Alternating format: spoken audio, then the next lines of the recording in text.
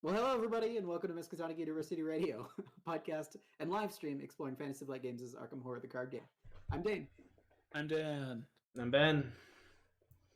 and though we might not physically be wrapped up to endure the cold chill of the Arctic, we're heavily garbed in spirit and continuing our trek through the player cards, the edge of the earth. Today, we're checking out the Rogue and Survivor cards, the two clear, coolest classes in Arkham. Fight me, Mystics. Sorry, did you say the coolest classes? The coolest classes. The ones that usually get carried because they're busy doing a bunch of nonsense. Is that what you mean by coolest? Maybe. But see, like they can also carry. They just choose to do ridiculous nonsense.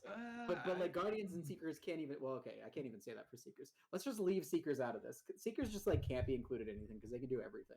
It's just like that like dude who's just like too good at everything. So you just like stop playing with him. Dane, It's like it really hurts that you can't just enjoy my success and share my triumphs. You know, as the resident Seeker. why does this always have to be about jealousy? I don't understand. Listen. Seeker cards are coming in a couple weeks. We'll get around to those eventually, and some of those I gotta say, some of those I'm a little excited for. So we'll see how those go. You know what? My cat didn't walk into the room last time, but he walked in the room this time. Another clear indicator. It's because you turned off the giant light that blowed out your whole face and put candles on instead. You weren't supposed to use the cat candles, Dane. You know. Yeah, that's right. Yeah. Well, anyway, we've got some cards to go through. Do cats have astrological signs, or do they have like a different system? Didn't they add like cat as like the 13th Chinese zodiac? So like just all cats are that one, I assume. I guess so. Yeah. Even like cats have like one that goes for the whole year. That would kind of make sense. I don't know. Yeah. Or we're probably not gonna be able to answer that question here today. Although it would be strange if we could. So maybe instead we should just start talking about these cards. Probably. Yeah. Let's do it. We'll side that for the Arkham Horror discussion. It's inevitably coming. So first up, we have another one of these permanents. So there's one new permanent that's like a 1 per deck at deck creation for each class, right? And we've talked about two of them. This is the third one. It's called Underworld Support, and it is a rogue card. It's an asset, has no cost because it's permanent. It's a favor, and it's illicit. And it says permanent, limit 1 per deck, purchase at deck creation. Your deck cannot include more than 1 copy of each non-weakness, non-signature card by title. Reduce your deck size by 5. So this is some kind of if you're gonna play some kind of like a Highlander style scenario, that's kind of what this is doing for you, right? It's kind of neat. It's illicit, which is very funny because that means Preston can't take it for some reason. Yep. Pretty funny. That's super unnecessary. But I just noticed that. As Dan was I feel like if Preston walked into the bar in which the art for this card is portraying, he would immediately be mugged and kidnapped and ransomed within like 5 seconds. That's probably why. Maybe look at things just aren't safe for Preston. Like these gentlemen look like they have done some crimes and are interested in doing more crimes. Yeah. And, if a dumb rich guy with ones in all of his stats walks into a bar, a guy who's basically just like a human money fountain that just spews money every turn, what you probably have to do is just kidnap him and then take all of his money. I think we've all been in that situation where a guy who clearly has one in all of his stats walks into the bar. So the card itself, I mean, one half of this card is incredible, right? Reduce your deck size by 5. That's pretty good. I mean that's not even technically one half, right? It's a permanent. That's anti-versatile. Yeah, it's, right. It is, and it's kind of more along the lines of Down the Rabbit Hole as opposed to Geared Up or with the blue one, because it's more about like changing your deck building decision when you're including this in the deck. Like this, you kind of build around this, right? You're forced to in a way. Yeah, although I think that Geared Up, even though it doesn't work exactly the same way, Geared Up is also very heavily pushing you to build your deck a certain way. Oh, right? sure, like, yeah. Like I think some of them actually impose like pure restrictions or changes to how your deck building works. Others of them just really incentivize you to do it. But where those cards, Geared Up is telling you to play an absolute ton of items, and Down the Rabbit Hole is maybe telling you to try to get mostly upgraded cards and not sort of like high level, cards that aren't upgrades.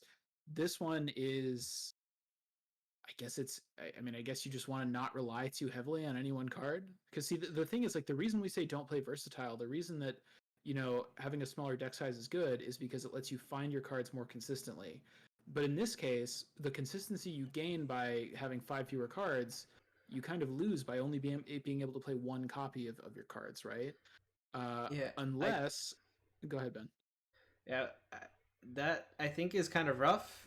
It would have been rough like 3 or 4 years ago when the card pool was a lot smaller. But now the card pool is huge, and I think there's like enough cards that are like pretty similar to each other. Where usually it's like, oh, I either put 2 of this one or 2 of this one in, and now it's like, I'll just do 1 of each.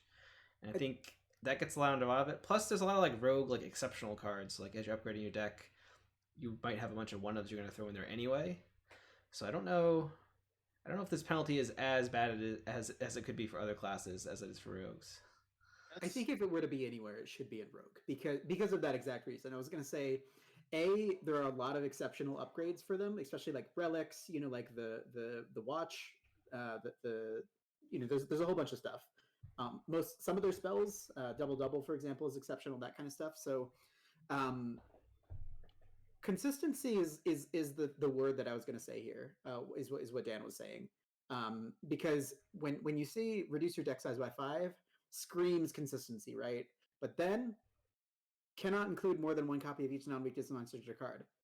Append a question mark onto that consistency, because now we're not sure. Because just like Ben said, we need enough copies of things that roughly do the same thing in order to maintain that consistency.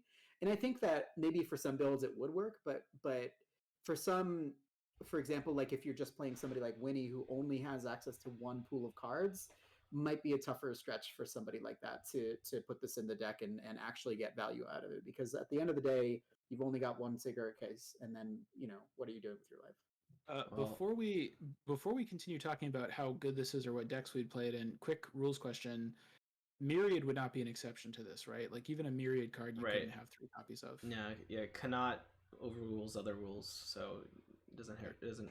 So you couldn't get like 3 easy marks or whatever. So yeah, what about something that's bonded to Myriad cards? Like the Hallowed Mirror, for example. I believe bonded stuff is outside of normal deck building. So yeah, like if you put the base card in, then whatever. Because those don't count as like being part of your deck, the actual bonded cards, as far as I can recall. So I think you're right that as the card pool grows, in theory there are multiple, like for instance, if you're looking for weapons, if you're building like a Tony deck and you need weapons, maybe there are enough weapons in the game now that you don't really absolutely need 2 copies of all of them, right? Or if you want to play like skill cards that help you pass tests, you can put in an Unexpected Courage, you can put in some other card, like there's maybe enough different ones. But I still think that when you're building your deck, when you're looking at all the cards that you want to play, you're probably going to have maybe 3 or 4 or 5 of them that are like, these are the best cards. These are the ones that I want to find, and these are the ones that the whole reason I want my deck to be consistent is so I can get these cards, right? And that's going to be maybe things like Lucky Cigarette Case, Leo DeLuca, maybe like Lola Santiago. There's going to be a lot of other examples. I don't play Rogue a whole lot, so but you get the idea, right? And the idea is that, like, yeah, if the card you really care about is like Pocket Watch, is something that's exceptional already, because there are a lot of green exceptional cards, then this does make it easier to find those. But if what's more likely is the things that you want to find are things that you're normally allowed to have 2 copies of, it's easier to find 2 copies in 30 cards, or 1 of 2 copies in 30 cards, than 1 copy in 25 cards. Exactly. Yeah. I think that's kind of like the general review of this card, right? Like 2-sentence review is take this if you're going to be using a lot of exceptional cards that you need to find that are kind of like the crux of your deck, like double or something like that. Harder to include if you just want general rogue good stuff. But even then, like there's kind of enough rogue good stuff at this point for you to consider it, because yes, while you do want Leo out 100% of the time, you do have really good allies like Lola and Delilah, who can also fit those roles and give you enough benefit to where you can kind of like, if you have a charisma, that's kind of a reasonable, like it's still a reasonable take. And also the thing about Rogue is that like they have Lucky Cigarette Case. Maybe I just love Lucky Cigarette Case way too much, but it's like that's a big part of their draw, and without that, their consistency kind of like falls off a lot. So that's also a consideration to be made if you have like a subclass or something like that, to make sure to maybe, Yeah, they That's store right. a lot of their card draw eggs in that cigarette basket, if you know what I mean. Yeah, I mean, I think this is cool, and I think there will be like niche, weird, janky decks where it's very fun. I probably just wouldn't start playing it in like all of your rogue decks. One thing I did think of is if you are going to play Wendy, and if you for some reason want to actually play her signature, which is something that I always forget you can actually do. Signature cards you only get one copy of usually, right? So if you're playing someone like Wendy and you really want to get the amulet out and then play stuff out of your discard pile, maybe you want this. Although it's also going to make it a lot easier for Wendy's weakness to just completely ruin your entire deck and wreck everything. So, or Zoe, right? Zoe also has all of the Dunwich 5 can take this as one of their 5 cards. yeah, because Zoe, like getting that cross out is a really big deal for her. So Yeah. I mean, I really think in most of these cases it's not going to be worth the only being able to play one copy of stuff. But if you really, if the whole point of your deck is to build around your signature, then maybe you could give it a shot. Yeah, we've also been seeing some cards that can be included in decks that incentivize you to do specific things. For example, a Jeremiah Kirby who wants you to only play even stuff. That might make cards like this more palatable, or vice versa, if you're trying to accomplish underworld support. There might be more cards that come out that help that try and force you towards a specific build that might end up working well with underworld support. Maybe. I mean, I think if you're trying to play all even cards, then you want to play 2 copies of the good even cards, right? Like you don't want to. Yeah. Like I think it might be harder to, multiple deck building restrictions at the same time is difficult, but yeah. But certainly as the card pool grows, like I mean, eventually if they keep printing cards in this game for like 50 years, I mean, like eventually there will be so many cards that probably won't matter as much. Yeah, absolutely. It'll be like commander decks where like there's a lot of effects. There's like 5 or 6 different cards that effectively do the same thing. Oh, man. Excited to get to that point. Anything else to say about Underworld support, or should we move on? I think it's my favorite of the permanents that we've seen so far. I think maybe besides Down the Rabbit Hole, which is also cool deck building type stuff. We should mention briefly, because we talked about this when we were, because you're playing geared up in you're playing geared up and the red one in our Return to Circle and Done game. But yeah, geared up, if you build a deck around it, might be a little better than we gave it credit for. Mostly because you can play more than 3 items with it, right? Which I don't think we really mentioned. Yeah. I mean, it's still like you're playing like what 19 items out of 30 or something. Like yes. you have to play a lot of items, and there's probably only a couple decks that it works on. But I think our initial assessment of that probably was a little bit too pessimistic. So I think it's less likely, but maybe the same thing will happen with this. Yeah, for sure. Yeah. But yeah, let's move on to the next card. So next rogue card we've got here is a first event. It's called Scout Ahead. I think this was previewed pretty early on, actually, in MJ's personal blog. But we've got a 1-cost level 0 event. It has 2 agility icons on it. It is an insight and a trick. And it says move. Move up to 3 times. Enemies do not engage you during this movement. And there's a really long quote by H.P. Lovecraft, Nameless City, on it. So pretty simple. Sort of kind of like a maybe bread and butter card for Monterey Jack. Also, it's a trick, which means that everybody's favorite Rita can get some excitement out of it. Yeah, I mean, it seems pretty all right. I mean, like we have to think of like we used to have, I don't know the name, escaping Evasion. Elusive. Elusive. Yeah. So this is probably like a more reasonably powered version of that, right? Because Elusive basically let you move anywhere on the board, fast and free, right? So this is just kind of a reasonable one. I mean, moving 3 times is pretty good. I feel like this might be a card that you like adaptable in for scenarios like you need to move around a lot, but you wouldn't want to generically just put it in every deck probably. Yeah. I like what Ben said about adaptable, because this is a green card. Pretty much everyone who can play this can play adaptable. Mm-hmm. I also think it has the double agility symbols on it, right? Mm-hmm. And so it's sort of reasonable. We often used to play like 1 copy of I'm Out of Here, partially as a joke, but also just because it has the 2 agility symbols, so like there's a good chance you just commit it if you don't need it, but it's also nice to have it in your back pocket in case you do need it. Right. So I think that also makes it less of a there's not a whole lot of cost to putting one of these in your deck, because maybe you get to play it, maybe you just commit it. I think it, for people like Monterey Jack that also have access to secret cards, I think it doesn't compare very well to Shortcut, because well, yeah, Dane's rolling his eyes because of course the secret version is better. But I mean, because this is, this is like an action, a card, a resource to move 3 spaces. Shortcut is 0 resources, 0 actions, a card to move 1 space. I think that's like almost always better. Oh, and that also works on other people as well. Right. So if you have access to both, and you're not limited in like 5 off-color slots or whatever, I would certainly play 2 shortcuts before I thought about playing one of these. But if you don't have access to shortcut, or if you're Monterey Jack, maybe you want 2 shortcuts and one of these. I think it's definitely a playable card.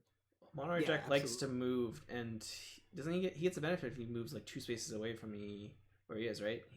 Right. So card gains a resource. Like, so if he has the opportunity, like, I think this might be decent for him, especially because it lets him dodge enemies, right? So like, if he needs to get to a place that has clues, because maybe he abandoned it earlier because he wanted to run across the map, if he needs to run back, then he can get there safely. So yep. And friends who enjoy Crystallizer of Dreams, another great event to put under Crystallizer of Dreams. Even though we were just talking about Lucky Cigarette Case and how that is very ubiquitous and obviously the right choice, Crystallizer of Dreams is always fun. Dane, are you also excited to double this and move 6 spaces? Just move 3, then move back. Hooray, you're done. Hey now. Yeah. No, I mean, the important thing about this card is that enemies don't engage you, right? So like there are some clutch situations where maybe you're running down a corridor like in Doom of Edsley, and maybe you're just evasion focused, and there's a huge horde of enemies behind you while you're grabbing the MacGuffin from the statue, and the huge boulders coming after you, and you need that movement, right? 3 spaces is a lot. This would be good for Doom of Vesely.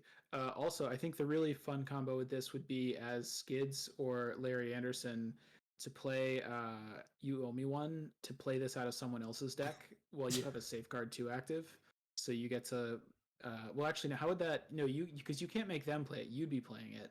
Yeah, you'd be playing it. I don't know. There's some fun junk you could do. Yeah, some of the Bob cards let you let other people play stuff or something, right? So yeah, lets you pay for stuff that they play. But yeah, I stand by my initial assessment, which is like there's specific scenarios where you need to move. That's where you adaptable this in. The rest of the time, it's gonna be, I think, pretty niche. I don't want to say this every time we talk about one of these cards, but goddamn, I would like a playmat of this. Right? It's just it's some good art. Pretty cool. Dan, there's not gonna be any more playmats that are like released and sold. Yeah, I know. It's just we gotta give up on that dream. Some artists like let you like buy the art, and you can just like pay them some money and buy a playmat of it. So I think that's what you're gonna have to do. Maybe someday. For now, though, we should probably talk about the next card. Yeah. So next card is 21 or Bust. It is a cost 2 event, level 0, has a combat and agility icon on it. It is a fortune and a gambit. 1 at a time, reveal random tokens from the chaos bag until you choose to stop. Treat each skull, cultist, tablet, or elder thing as a 5, the autofail as a 10, and the elder sign as either a 1 or an 11.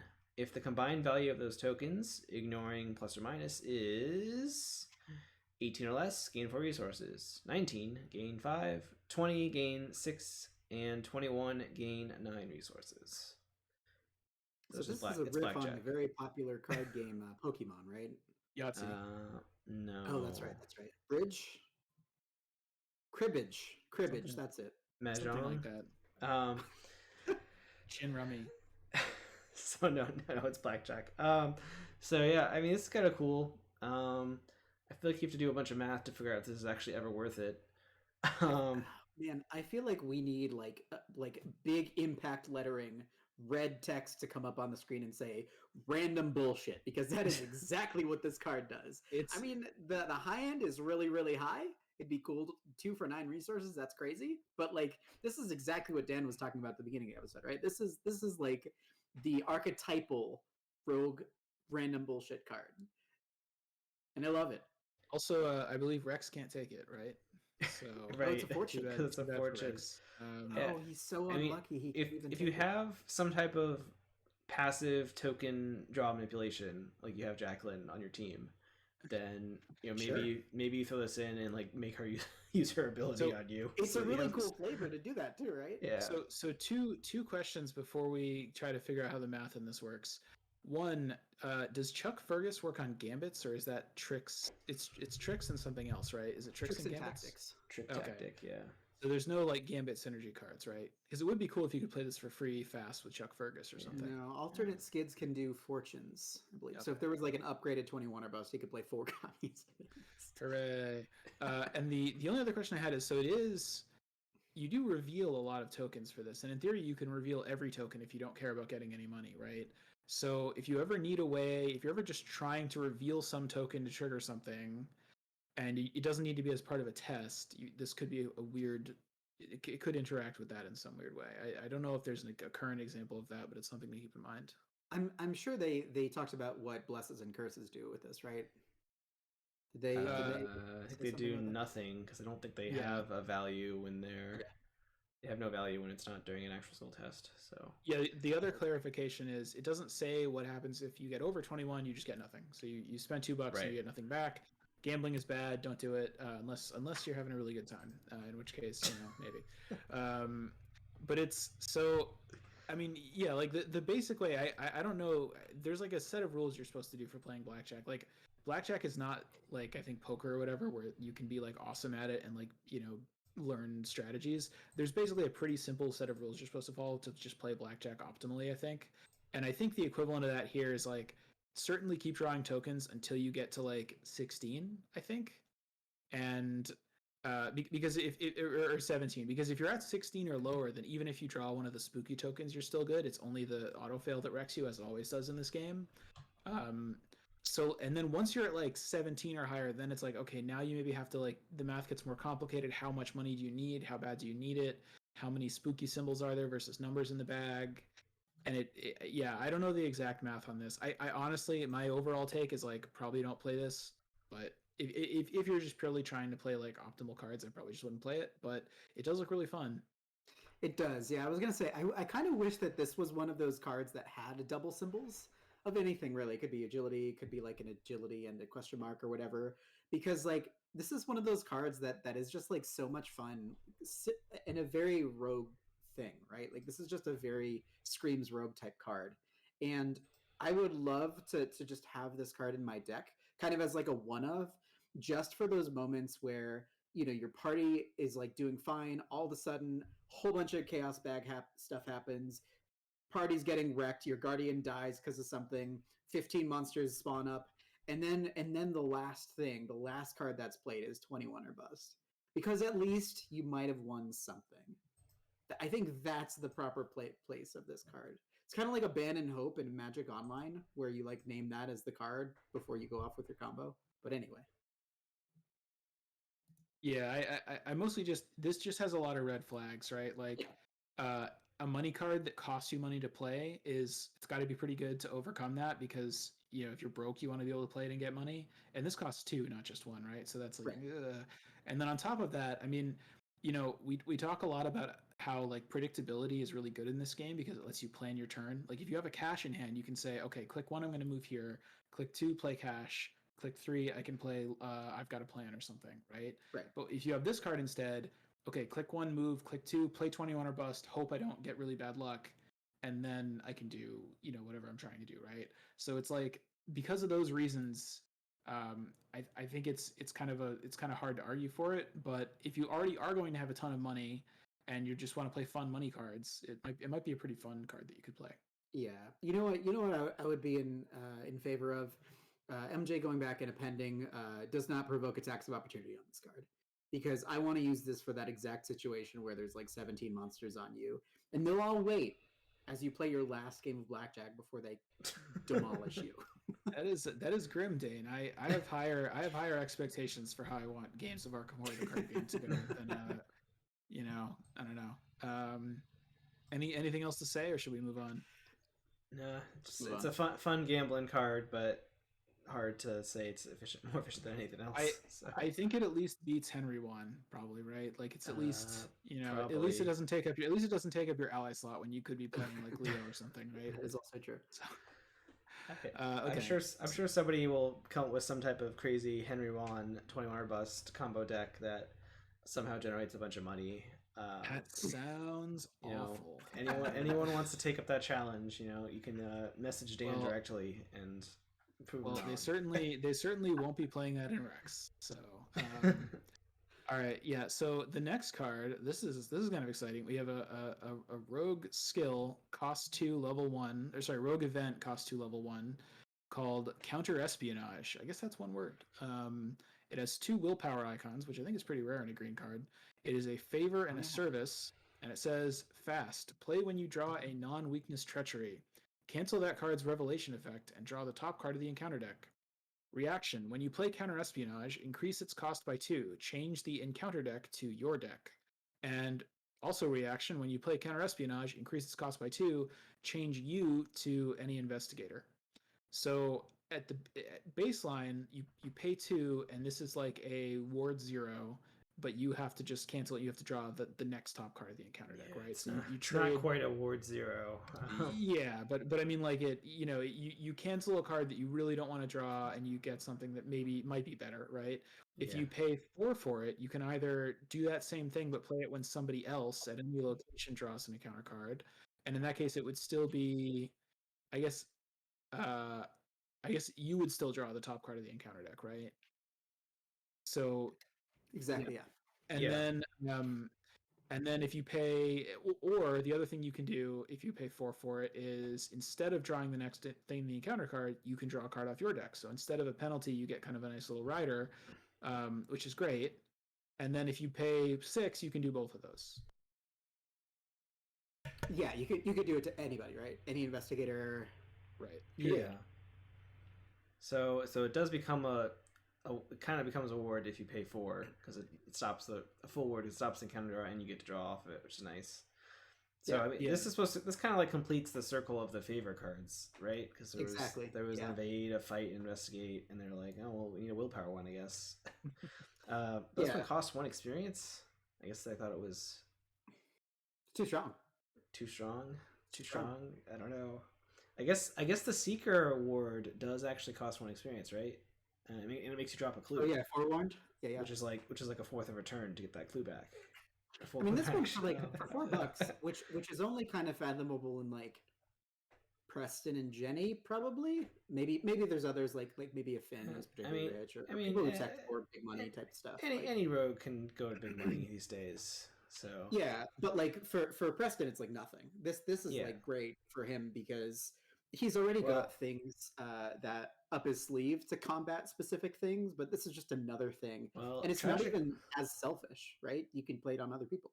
Yeah, tragically for Preston though, because this would be played during the encounter phase, most likely he wouldn't be able to use his trust fund. He'd have to use his actual money, which is sad for him. Sure, but I've never played a Preston game where I've had less than $25 at any given point. So. Yeah, I guess that's true. Yeah, I mean it's nice to have a ward and rogue. It's also, I feel like it would definitely be kind of a nice thing to have under Safina that you could help you with Pain and World. I mean, she can play real ward of protection already. That is true. Yeah, it's just more ward, right?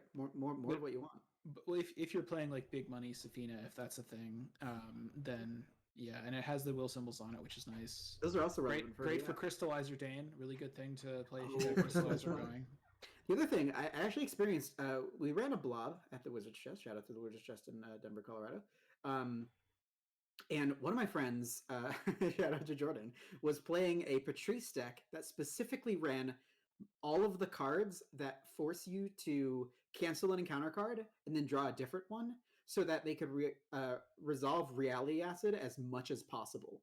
So they would cancel anything that wasn't Reality Acid and then try to get Reality Acid to resolve constantly. This card fits that. Even how they played in Patrice. Yeah, what were they doing in Patrice? Never mind. That is some That's good degenerate nonsense because Acid obviously is the most fun card in the blob. So I approve. I approve. You're making a really strong case for me never ever playing blob with a bunch of randoms at some kind of game store. No, that is pretty creative. Yeah, It was very fun. Yeah, no, this I mean this seems cool. I think it's if you're gonna have a crap load of money anyway, this is a pretty good payoff for this. Maybe you only play one, maybe you play two. Probably depends on how scared you are of the encounter deck. Maybe. Yeah. Mm-hmm. Yeah. Yeah. Right. Let's move on to the next card though. Yeah, the next card is another rogue event. It's called Cheat the System. It is level 1, costs 0 to play, has an intellect and an agility symbol on it. It's a trick. Reader can play it. And a synergy card. Fast. Play during any fast action window and gain 1 resource for each different class among cards you control. If you weren't supposed to do it, wouldn't be illegal. It says Preston, probably. We have Brendan Fraser in a suit and either James McAvoy as Professor Xavier or Lex Luthor sitting just behind him. Sure, yeah. Yeah. So this is like, I'm trying to compare this to all the other rogue cards, like, right? Like, what's the level 1 Myriad one? Easy Mark. Yeah. Like comparing this to like Easy Mark, I mean, Payday, that kind of thing. How do we feel about it in that sense? I think if you're playing like Jenny or somebody else that will consistently have 4 or 5 classes in play, then this is probably gonna be better than Payday most of the time. In Payday, you can rack up to do like 10 money or something crazy, but I think that takes to like into the game. Will Jenny consistently have that many classes in play? She gets a total of 5 off-class cards. I don't know. So, there's a lot of new multi-class cards that we'll talk about in a couple weeks. I think that's the thing. Is the thing is that like when we talked about some of the synergy cards before, we said like Carolyn and Lola are like candidates to kind of be able to use them. Lola is obviously just terrible, and Carolyn can't play this. And I think that like Tony has access to like well, no, he only picks one color, right? And even then he can't play assets of it. So, exactly. Yeah. So like there's really very few the multi-class assets. There's very few rogues that are going to have more than like 2 classes ever in play of assets, unless you count multi-class cards, right? That's the thing, yeah. Because there's like Grizzly Totem, there's like the booze, there's like a whole bunch of stuff that you can play, especially if you are a 5/2 and that your main class is 5, maybe Rogue or like Larry Anderson or something who can play 2 different classes and benefit from this. Because if so suppose you are Monterey Jack, and suppose you have a level 0 Grizzly Totem, then you would that would count as 2 different classes, and then you could also have a green card, so that would be like 3, and you'd get 3 resources from this, right? Yeah, and it's a fast cash at that rate, right? Well, and being fast is really important. I mean, remember when we talked about the earlier one a minute ago, 21 or Bust? We said it has these red flags that it's like it's unpredictable how much it's going to give you, and it costs money to play it. This one is also kind of unpredictable in the sense that like if all of your colored assets are at the bottom of your deck, it might just be sitting in your hand not doing anything. But at least it costs 0 and it's fast, right? So as long as you're drawing a lot of cards, which if you have with certain rogue decks you can draw a fair number of cards. At least this it doesn't cost you actions to play it. It only costs you a card, and you're just kind of getting free money for it. So I think it's worth looking at for that reason. Yeah. I think like Finn would be pretty good with this, right? Because he can play rogue cards and then any illicit cards, which includes some weird red cards, and then also he can play red and yellow cards, like 5 of them. So like you can just take those as your assets. I mean, I think if with Finn, if you were playing like, if for your 5 off-class cards you were playing like Track Shoes and Magnifying Glass, and then you also had like some multi-class cards that are green, like you could, it might be interesting. But I think you'd really have to think about that pretty hard. Like if you're expecting this to most of the time give you 2 resources, I'd probably rather play Easy Mark, because you get 3 copies of that for 1 XP, and it's really fun to try to chain them together. So I think I'd want to have like a pretty broad set of possibilities for having a lot of different colors in play to play this over like Easy Mark or something. And certainly Faustian Bargain is just way better than this, right? Well, sure, I yeah. mean, I mean, this has to get to 5 assets. Like to be like all other money 3 to 4. cards, Faustian Bargain is better than it, right? yeah, that's the thing. I mean, Faustin Bargain isn't fast, but that's the only Right. thing that is the trade-off here, because obviously Faustin Bargain has no real cost. So I think if you're already playing a deck that and you're like using some multi-class cards, so that like, oh yeah, I'm probably gonna have 3 or 4 in, then maybe you consider grabbing this if you really want more money. But I wouldn't like this. This isn't one that's like, oh, it's a synergy. I want to build a deck around this. I feel like it's kind of the other way around. It's like, I'm using multi-class cards. I'll throw this in. So Right. Yeah, exactly. I think that the permanent cards also help too, right? Like if you're taking like short supply and the other the yellow card, the yellow permanent on Finn, for Yeah, example, that's so a I really mean, good way to have just 3 things out automatically, which is the ideal situation to play this, because some of the problem with some money cards like Payday, for example, is that like it's more of a recovery card than it is like a setup card, where like you ideally want your money first to be able to play things like Leo DeLuca, which you can't naturally play first click first turn.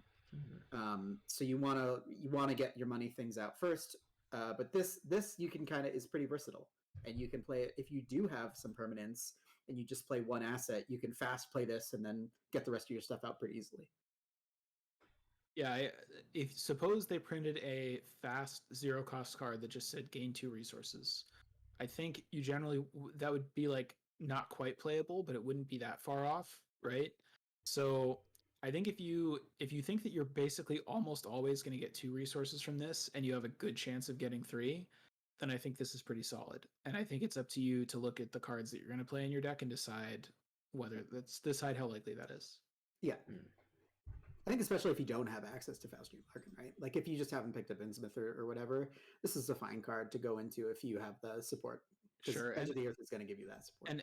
And again, I mean, the amount of multi-class cards in the game just like quadrupled, I think, or something like that. It did, yeah. So, and we haven't talked about those yet. We'll get to those eventually, but it's really if you're playing a few of those and they're like not half green or whatever, or if you're playing a few of those from different colors, this rapidly becomes like actually a pretty good card. So once we take a closer look at all the multi-class cards, maybe we'll have a better idea of how good this is. Yeah. All right. Well, why don't we move on to the next card? This is Untimely Transaction. It is a level 1 cost 0 event with 1 wild icon. It is a favor. Reveal an item asset in your hand. Another investigator at your location may play that asset as if it were in their hand. If they do, draw 1 card and gain resources equal to that asset's printed cost. I have a question about this. I'm a little bit confused about it. It seems like they play it as if it were in their hands, so they have to pay for it, but then they get the money back, kind of. No, I mean you get the money. You get the money. They're buying it from you. Okay, gotcha. Okay, Yeah. okay. Oh, yeah. This is the what are you buying card or whatever. Yeah. Exactly. This is a Bob card, right? That's the only reason why it's level 1. If it yeah. It is. I mean, it's an incredible troll card, and that you can literally play this and pick anything in your hand, and it's like you've already played it, you've already chosen it. Now they just have this yes or no choice of do they want to play it. You could hold up something really stupid and be like, "Hey, you want this?" Like Crystallizer Dreams. Yeah, exactly. I mean, I'm assuming that's mostly what Dane will use it for. Get more jellies on the board. No, yeah, I mean this is like kind of the bee's knees of Bob cards, right? This is like exactly what he wants to do, because I think he could spend money as if like to play items from other people's hands. So I think that he can. Okay, never mind. I don't think that has anything to do with this card, but he does like to give people things. I think that's his thing. Well, he can. I mean, like, doesn't he could like have a Schaffner's. Well, we're going to talk about that later, but like, there's ways that he could help people pay for it too, I guess. Yeah. So, yeah. I don't know. I think my main worry about this is the same thing that is true for most of the Bob Jenkins stuff. Is I'm not really convinced that there's enough items that are good that you can really just stack your deck with items as heavily as it looks like you would need to do. Dane's Yorick deck in our Return to TCU run has a very high density of items, but that's like I'm not. That's in red blue. That's like trying to do what Yorick wants to do. I'm not sure that like in Bob Jenkins' card pool, it's quite as easy to do that. But if you can, I mean, yeah, if you can fill your whole deck up with items that other people might actually want, then this could be a pretty good way to like sell an extra copy of something and get money in a card and help them out. Yeah, exactly. I think it's even worth it. Like, I think you kind of need specific people to do it. Like if you're taking Karan Zolbal and you're really beefing up the experience in your deck, and you can just kind of afford the random relics and things like that that are just solid, like the stopwatch and maybe even like something like, I don't know if Borrowed Time is actually a event. I don't think of it, but even if you have like shotgun, right, the sawed off shotgun or like the higher level rogue stuff that is like would be really cool to give other people, but they just can't play them. For example, like some of the big money stuff, for example, right? Like if you have a Carolyn in your group and you can give Carolyn big money benefits, that's pretty cool, right? If you wanted to maybe give Mandy an upgraded cigarette case or something like that, for instance, Sure. you know, Yeah. and you know, maybe she could, for instance, succeed on a glyphs tests with plus 15 or something, and just get a free search through her whole deck, and then use Mandy's ability on it. Yeah. No, I kind of wish this maybe had like an extra book icon on it or something. Like I wish this was a little bit more kind of committable, but I don't know. If you have enough items in your deck and you're trying to do the Bob Jenkins thing, you should probably play this. It's kind of the whole thing that I just think that there's super cool things that can happen with this card, right? Like you could take this as Leo and give like somebody who can't normally have a shotgun, like Stella or Yorick or somebody. You know, like you can do things that you really wish you could do. but if you're Leo, you could do teamwork would do a lot of the same stuff, right? That's true. I mean, Yeah. it's not exactly the same with teamwork. You have to pay to play something first, and then you can give it to people. With this, it's like you don't have to, you know. So you could pick either one. I don't know. Yeah, if you're Leo and you have a Calvin in your deck, this is a way to get Calvin some good old upgraded boxing gloves, right? Oh, Yeah. because all of his cards are spirit cards. All of his spirits. Yeah, but yeah, it's a cool card. I like it. Let's go on to the next one though. So we've got a skill card, a rogue skill card called Savant, which is level 1, and it has one intellect. It has one wild icon on it, and it says it's innate and developed. It says Savant gains wild icons equal to your lowest skill, other than the skill being tested. So this is the kind of odd one out of this cycle of level 1 skill cards that we saw the blue and purple one that are sort of like they kind of copy, they kind of like switch 2 of your skills kind of. And this one, because at least I think this is the rogue entry in that cycle, right? Yeah. Level 1 skill cards. Yeah. So if you're, I mean, if you're like, I don't really even know how to think about this, honestly. It's like I'm just thinking of most rogues, and most rogues have like a 1 somewhere, right? Like, yeah, I'm just looking at. I mean, Jenny's all 3s, so this is like a 3 question mark for Jenny. It's great for Jenny then. Yeah, it's pretty good. But everybody else has a 1 or a 2. Well, but the way to think about it is it already has 1 wild icon on it. So even if you have a 1 will, like many many rogues do, this is kind of already a courage, right? Yeah, so that's true. In that sense, like it's very hard for this to be not better than a courage. It's very hard for this to not be at least as good as an unexpected courage. But it does cost 1 XP, and you can't commit it to. What happens if you commit this to other people? It works. Okay, so if someone else is doing if someone else is doing a combat test, it goes off of your next lowest. It's like steadfast, able-bodied. You know, it's based off of the person committing it. Yeah. I mean, like I said, I mean, I don't really know at what point I would like pay an XP to put this in my deck, but I don't think it's bad if you want a generic skill card, you know. Yeah, I'm thinking actually now it's really good for Jenny. I mean, Jenny has 4 wild icons. I overlooked that. So, like, I mean, any of the rogues that have 2 as their worst, you know, Skids or Tony or Savina, then you know this is a 3 wild icon, which, I mean, probably not in standard, but maybe in hard or expert, where you need to be able to spike up your numbers for important tests. Then that might be like, yeah, I'll upgrade my courage to it. But it's also isn't Finn like a 4-3-1-3 or something like that? So with Finn, if you're doing a will test, this is 4 symbols. That's because other than the skill being tested. Yeah. I should have read this card. Yes. See, the thing is, like, if it's very good if you're using your worst skill and your other skills are like significantly better than it. Like, if you have a 1 and all of your others are 3. See, I think this is decent. Like, I mean, Yeah. the problem is that, like, if you're gonna put 2 cards in your deck that are gonna try to bail you out of will test as a rogue, they should be you handle this ones probably, unless you're in solo mode. Right. Or we saw counter espionage being included in rogue, right? That kind of Like, I mean, this isn't bad. Like I said, it's basically always at least a courage, and I think a significant amount of the time would be a lot better than that. Or even Larry Anderson, very bad agility, pretty good other stats. Yeah. If you want to maybe evade something every now and then, I mean, again, there's probably better options, but it's there. Wendy Murder Hands Adams suddenly. Exactly. This definitely goes in the Wendy gun murder deck, right? Yeah, because Wendy's like 4/4/3 and then 1 combat. So she not only murders, but she's a savant at it. Right. Yeah. I would really like to know more about what this lady in the art is doing. Is she working on like an early magical computer or something? This looks like a difference engine, but it has like glowing symbols in it.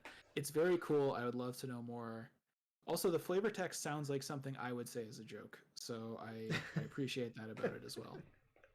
That's like that 100% of the time, or 60% of the time it works 100% of the time, or whatever that Anchorman quote. It's basically the Sex Panther card, you know. And it's I didn't think about it the other way.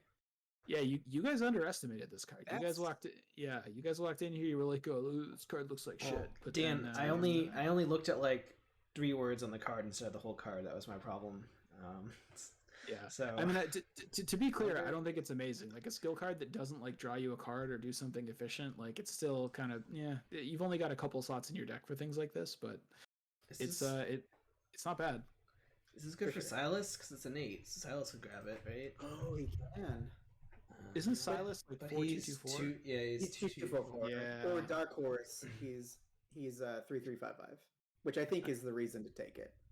Yeah, because this got 3 symbols on it. Yeah, this isn't base skill, so if you like raise your worst skill a little bit, either through Dark Horse or something else, then that means it could be +4 at any test. So or Gesh is another way to raise all your skills by 1.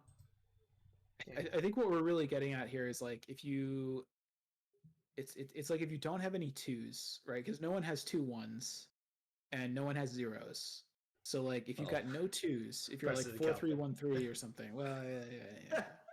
Well, and I was thinking about that too, because like it'd be cool if you could play this in Calvin, because eventually like his second lowest skill is like 1 million or whatever, right? But at that point, he doesn't need this card. So I don't know. Yeah, no, I think this card is way cooler than I originally thought it was. I kind of thought that the cap was 2 or 3, and I didn't even think about Jenny. I think it's fantastic, very cool card for Jenny, but like if you're doing will tests, man, for Winnie, it's great. She gets 3 symbols on it. Super cool. What are Winnie's stats? Is she like 2, 1, 3 through 5? Yeah. Oh, 1, 3 through 5. Yeah, that's perfect, right? Because it's like a will test. This is 4 symbols. I mean, anything else, it's at least a courage. Right, so it's and she loves to commit two things. So she likes to aggressively commit. Are great for Winnie. So she can only play green cards, and there's not that many green skill cards, so she doesn't really have a whole lot of options. So exactly. So it's good for her. Yeah, well, let's move on though, because we got so many cards to talk about. All right, next card we've got is the Red Clock. It is a unique rogue asset, level 5, costs 2 to play. Wait a minute. We've got 2 different versions. I just realized of the same card. You got a lot of reading to do, Dan. Okay, we've got 2 different versions of the same card. They're both unique. The Red Clock, broken but reliable. I'm going to talk about the level 2 version and then say what the differences are in the level 5 version. So the level 2 version is a level. It costs 2 to play. Level 2 asset. Has 1 wild icon on it. It's an item and a relic, which means that Ursula can play it. It's exceptional, so costs double the experience to put it in your deck. Then reads. Uses 0 charges, and it says forced. After your turn begins, either place 1 charge here or take all charges here as resources. Then, if it is exactly 1 charge, you get +3 skill value for your next skill test. 2 charges, you may move up to 2 times. 3 charges, you may take an additional action this turn. And the differences between this one and the level 5 version are that the level 5 version, you gain another wild symbol for a total of 2 wild symbols on it. And the... So the text Okay. on level 5 is very different. Yes, the text on the forced ability of the level 5 reads, after your turn begins, you may take all charges here as resources. Place 1 charge here, which is a big difference from the level 2 version. If it has exactly 1 charge, you get +4 skill value for your next skill test as opposed to 3. 2 charges, you may move up to 3 times as opposed to 2. 3 charges, you may take 2 additional actions this turn as opposed to 1 additional action this turn. And both of them take up the accessory slot. Importantly, in that force effect, it's not a then if, it's just an if. Right. On the level 5 version, so you get to do all that stuff in the forced effect, and then probably benefit from the charges. So. That's why it's a level 5 exceptional card. Wait a minute. Is that really true? Because I'm quite sure that the reason it doesn't say then if is because they couldn't fit it on the line. Nope. It's different. There's so different things. So even though it says a bunch of things that you may do in order, you don't have to do them in that order. I know. I mean, you still do them in order, but like on the level 5 one, you may take all the charges. Okay. And then you place the charge. And then if it has exactly 1, 2, or 3. So. Well, but that's the same as the level 2 version. Okay, I guess so. I don't know. But I mean, you're right. They are like functionally very different, right? I mean, so leave aside what the actual little abilities based on the number of charges do, because they each get a little bit better when you upgrade to the level 5 version. Yeah. The main difference is that with the level 2 version, you either add a charge or you take all the money off. So the turn where you get money off of this, you don't get any of the other stuff, right? Right. But the level 5 version, you always add a resource.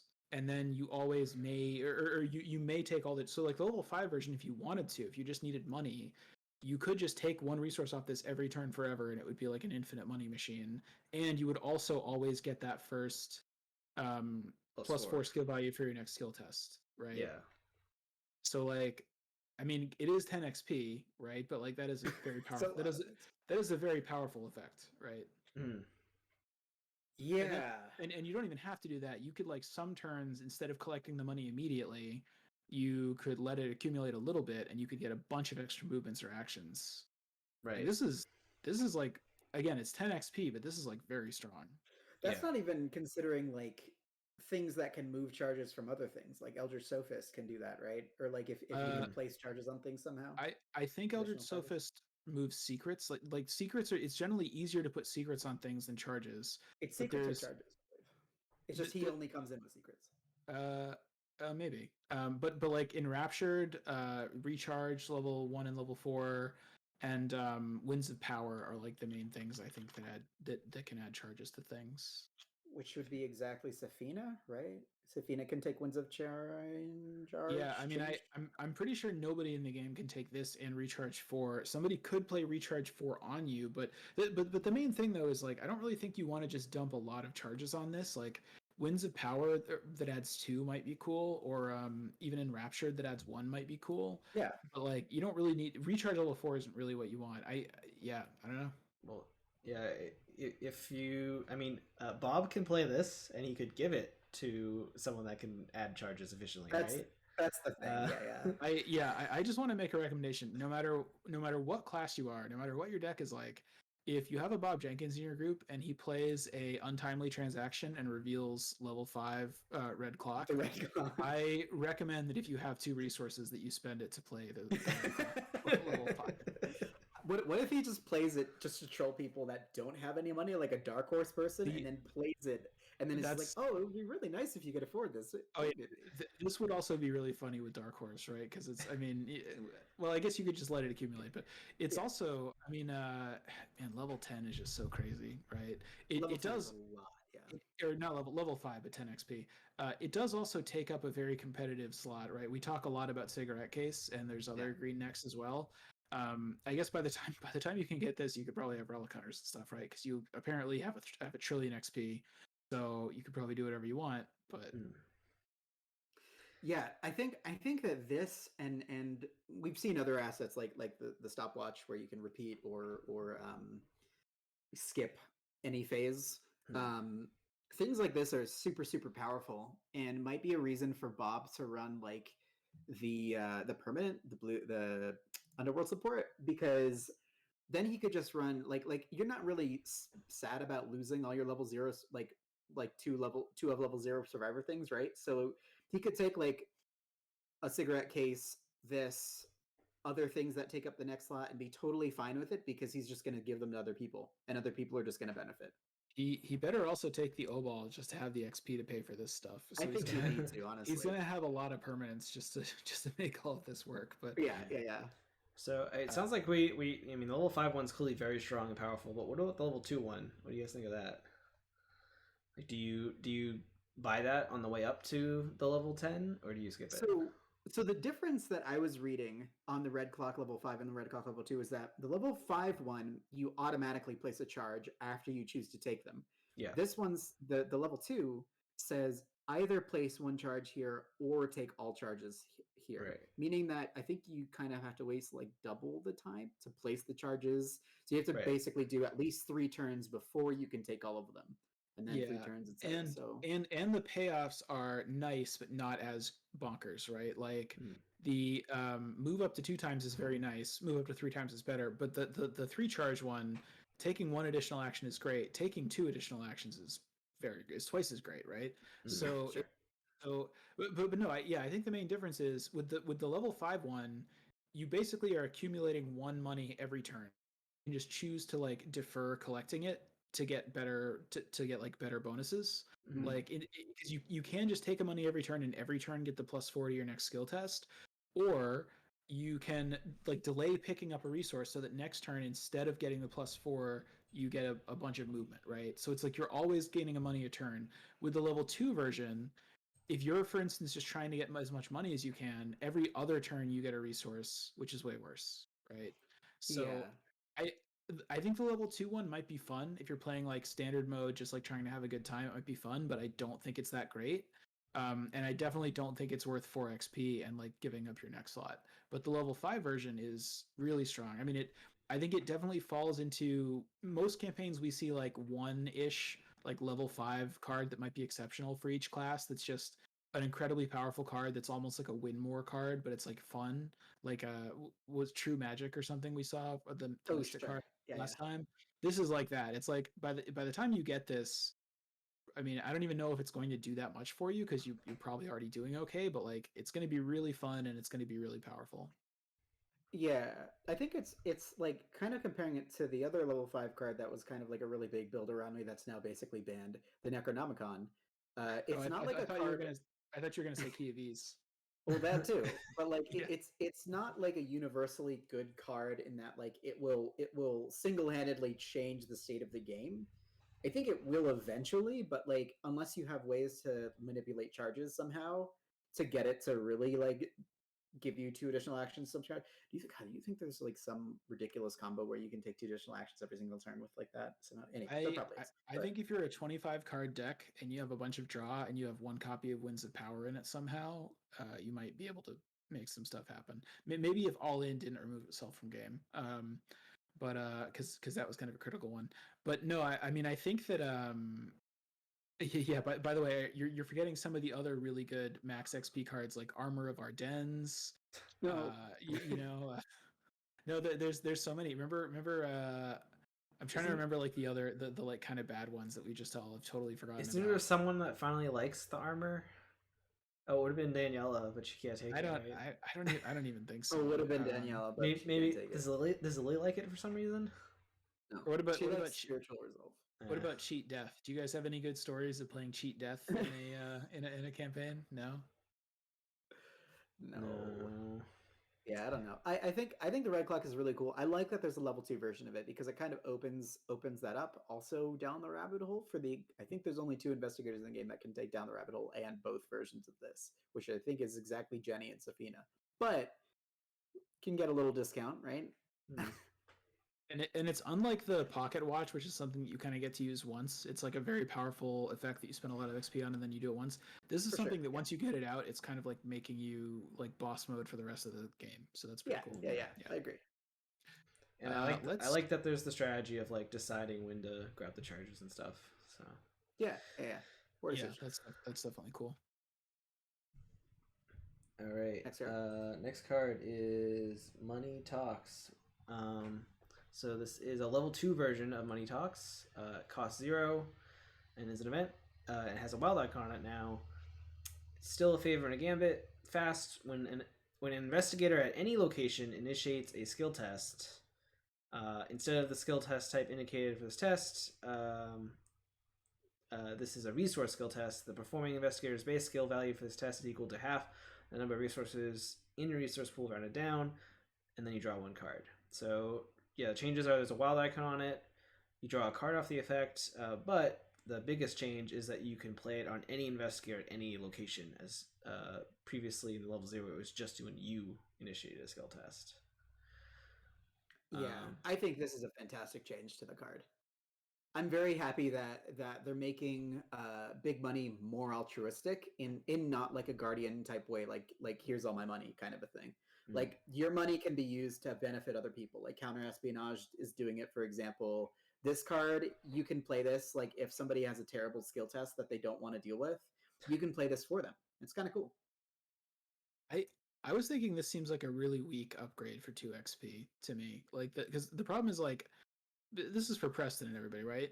The thing is, if I'm Preston, I am the person who's most likely to take a test that I'm completely unable to pass without spending a bunch, without using my money, right? Like the other people in my group probably have actual abilities to do things, and I do not because I'm Preston. So Sure. like being able to play it for other people, you might be able to, but I think if you're Preston, you got to save this for when you need to do some kind of ridiculous test and all your abilities are ones. But I think like Preston has well connected, which is another way to get out of like kind of bad tests for him. He's got you owe me one. He could play this on the person that he just threw something you owed me one on, right? Like it's also keep in mind this is not like an asset that you get to exhaust every turn to do this. This is an event that you have 1 or 2 copies of in your deck, right? So like there you get to do basically 1 time to pass an incredibly hard test by being very rich. You know, like I mean, yeah, maybe someone else is going to do a really hard test, but I guess what I'm saying is like it's kind of a bummer that you pay 2 XP and this is all you get. That you can play it on other people and it draws you a card. I think if I'm playing Preston in like 4-player, I would be more tempted to take this because of the altruistic manner. But like if it's just 1 or 2 people, like I don't know if I'd ever play Preston solo, but I probably could. But like if you were just like 2 people, I would probably not take this. I just like that it's here for the bigger player groups because it means that Preston can contribute in another way. Because a lot of the time, using 33% of your actions to scoop all your money up from your trust fund is a little selfish. So giving back in any way, like with Counter Espionage or like this, is a really welcome sight for me. My recommendation, if you're playing Preston, don't spend XP on this. Go straight for the clock. Go straight for that level 10 clock. We're gonna see another couple full cards for. It's gonna be fun as hell. It's gonna be really cool. This, it's fine. This is just underwhelming. Yeah.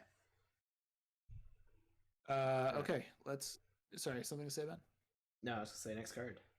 Yeah, next card. With Okay, we've got art. Yeah, this is some really interesting stuff going on. Is that like Dark Bob, like Nega Bob? This looks like some type of. It reminds me of like a puppet, like a really creepy puppet. Some type of like carny ghoul that's like a very old young boy or something. It's very very strange looking, and the red bow tie somehow. The red bow tie, I was gonna say, is pretty disconcerting, along with the maybe this is the red bow tied man. Yeah. Also, if you look in the case behind him, I think those are some skulls, maybe. Oh yeah. Anyway, so it's called Black Market. It is a rogue event. It costs 1 and it's level 2. It's a favor. And it says, fast. Play at the start of the investigation phase. 1 at a time, reveal cards from the top of any investigator decks until exactly 5 cards have been revealed. Set those cards aside out of play. While set aside, any investigator may play any of those cards as if they were in their hand. At the start of the next investigation phase, shuffle each of those cards still set aside into its owner's deck. This is super cool. This is you get like a little taste of like Eldritch / Arkham Horror. Yeah, you get to set that it's area kind of like up. it's kind of like the item shop in those games. Yeah. Super cool. Yeah, super cool effect. The fact that it's fast is like the reason why you can put it into a deck. I don't think if this was fast, you would be able to like if you had to do this at the beginning of your turn for some reason, it'd be like really weird and not great. I think the fact that it doesn't have any icons on it is already kind of not great. But you play this in exactly the deck that you want to sell shit, right? Which is like Bob and maybe like if Preston's selling stuff or whatever. So it is if you hit assets with it, it could help people get more off of their synergy cards because it could kind of like mix different people's items around or assets. It's also worth mentioning that because it looks like kind of a Bob card, you might think it's only like items that work this way, kind of like Untimely Transaction, but this is just any card. So if you set aside like an event or something, I think a skill card can't be because you don't play skill cards. Yeah. But so you maybe don't want to play this on like Silas's deck or Amanda's deck or something. But any asset or event is a legit target for this. Deck. Yeah. Well, and you can combine them. You could deal one off the top of each person's deck. Double black market. Oh. Yeah. That's what I want. Or Painted World black market. Yeah. I love these cards. I think this is like you owe me one in that it doesn't really like technically do anything in air quotes, but it does seem really fun, and I would never hold it against anybody for playing it because it just seems fun. I think the only thing that I'm upset about on this card is that it doesn't replace itself, because like Untimely Transaction does replace itself because it knows it's a bad card and it's trying to like you owe me one does as well. Factor. Yeah. Well, but I guess the way to think about this is like if even one person plays a card that was revealed by this, it's kind of like they drew a card, right? Yeah. Because they like sure. So potentially, suppose like you're playing a 4-player game and like 3 people on their turns each play something. It's kind of like you just spread. It's still for a card and a resource and 2 XP and an action. It's maybe not like efficient, but it is at least like you're kind of giving people cards that they wouldn't have otherwise had in their hands. Yeah, and because you do it one at a time, it means like, say you have 2 friends that both need a card, you could pick one of them, reveal 3 cards, and the third card's the one they need, and then you can pick the other person and start having them reveal cards. Really, I wish the cards just stayed out indefinitely or somehow stayed out for like 3 turns or something, just because if you reveal something like a ward, you might, you do have a Mythos phase to like, you have a chance to use it then, but you might draw stuff that you just can't use this turn, or you don't have money to play them. Right. Yeah. I was actually going to say I'm very happy. I'm very happy that it lasts until the beginning of the next investigator phase, because I think it would be really underwhelming if it were just to the end of the investigator phase, or worse, to the end of like everybody's turns or something like that. I don't know. Yeah. But I like that it's actually gives you a turn. So we gotta accelerate a little bit because it's like we're not even through the green cards. Oh yeah. All right, next card then, Dane. Cool. Next card, we've got an upgraded version of Moxie. So this goes along with the upgraded Composures. This is level 3 now. I think it's similar to every of the other ones. They're all level 3. This one gives 2 will icons and 2 agility icons on it. Fast, limit 1 Composure per play. You get +1 will and +1 agility. Non-direct damage or horror must be assigned to Moxie before it can be assigned to an investigator card, and then you could spend a resource to get a will or a agility for this skill test. It's got 3 health and 1 sanity on it, which need to basically all your stuff needs to be relegated to that, if not other assets before you. Really cool for Safina, I think, because these are the stats that she loves, and it's kind of weird. Much like the other ones, it's if you have a little bit of way to soak, so it doesn't go away right away, so you can have it out for a couple turns. It's fast and free, and it gives you passive stat bonuses, especially if one of those is one of your primary stats. It's pretty solid, and they're also both the defensive stats, right? For dealing with encounters. And it's also a little bit of health soak, I guess. It's kind of weird that rogues get something that gives them will. This is like kind of the first time we've seen that. But again, like if you're want to use like something like Savant, it makes that a little better, right? Yeah, I think it's really. I mean, we kind of liked the blue one because it gave you it boosted combat and agility, and it's reasonable that there's some decks that want both of those. Yeah. But also because, I mean, what you need to be able to make use of these is ideally to need both of the stats at least a little bit, and hopefully one of them a lot, and to have some reasonable way of like not having to put damage and horde on it, right? So if you have other things that can soak, or if you have ways to prevent damage and horror, then and you can be sure to keep this out at least for a little while. It's fine if it dies eventually, but you don't want it to just like immediately die. Then it's pretty okay. And otherwise, maybe not. Yeah, I think the last thing that I want to say about this card is that this is probably my favorite art of from Jeff Lee Johnson, because there's a small Yorkshire Terrier being cradled as this man is jumping off the train, and it's looking directly into the camera. Did he steal that dog? I have no idea. I have no idea why this card is called Moxie, why this is happening in the art, but sure, I'll take it. It's an enigma, kind of. It's very strange. The Yorkie is staring into your soul. I love it. Yeah. All right. Why don't we move on to the last rogue card then? The Black Fan, Symbol of Power. It is a cost 3, level 3 asset. Has an intellect, an agility, and a wild icon. Item and relic, exceptional. And it says, while you have 10 plus resources, you get +1 health, +1 sanity. 15 plus resources, you may take 1 additional action during your turn. 20 plus resources, you get +1 to each of your skills. Should have just called it Light Horse. And it takes a hand slot. Right. Yeah. I was gonna say this is the opposite of Dark Horse. I mean, any big money deck probably wants this, right? Gives you an extra action every turn. I'm so happy. How do you have the XP for this and the clock? You have Obol. Yeah, I guess. Yeah. I mean, I do. If you manage to get enough XP and make it that far in the game without dying to the Obol, to have like this and the pocket watch and borrowed time and the clock and all this stuff, and you're just like a weird guy that has all these crazy expensive magical things, and you have the permanent that makes it so you're playing a 25 card Highlander deck.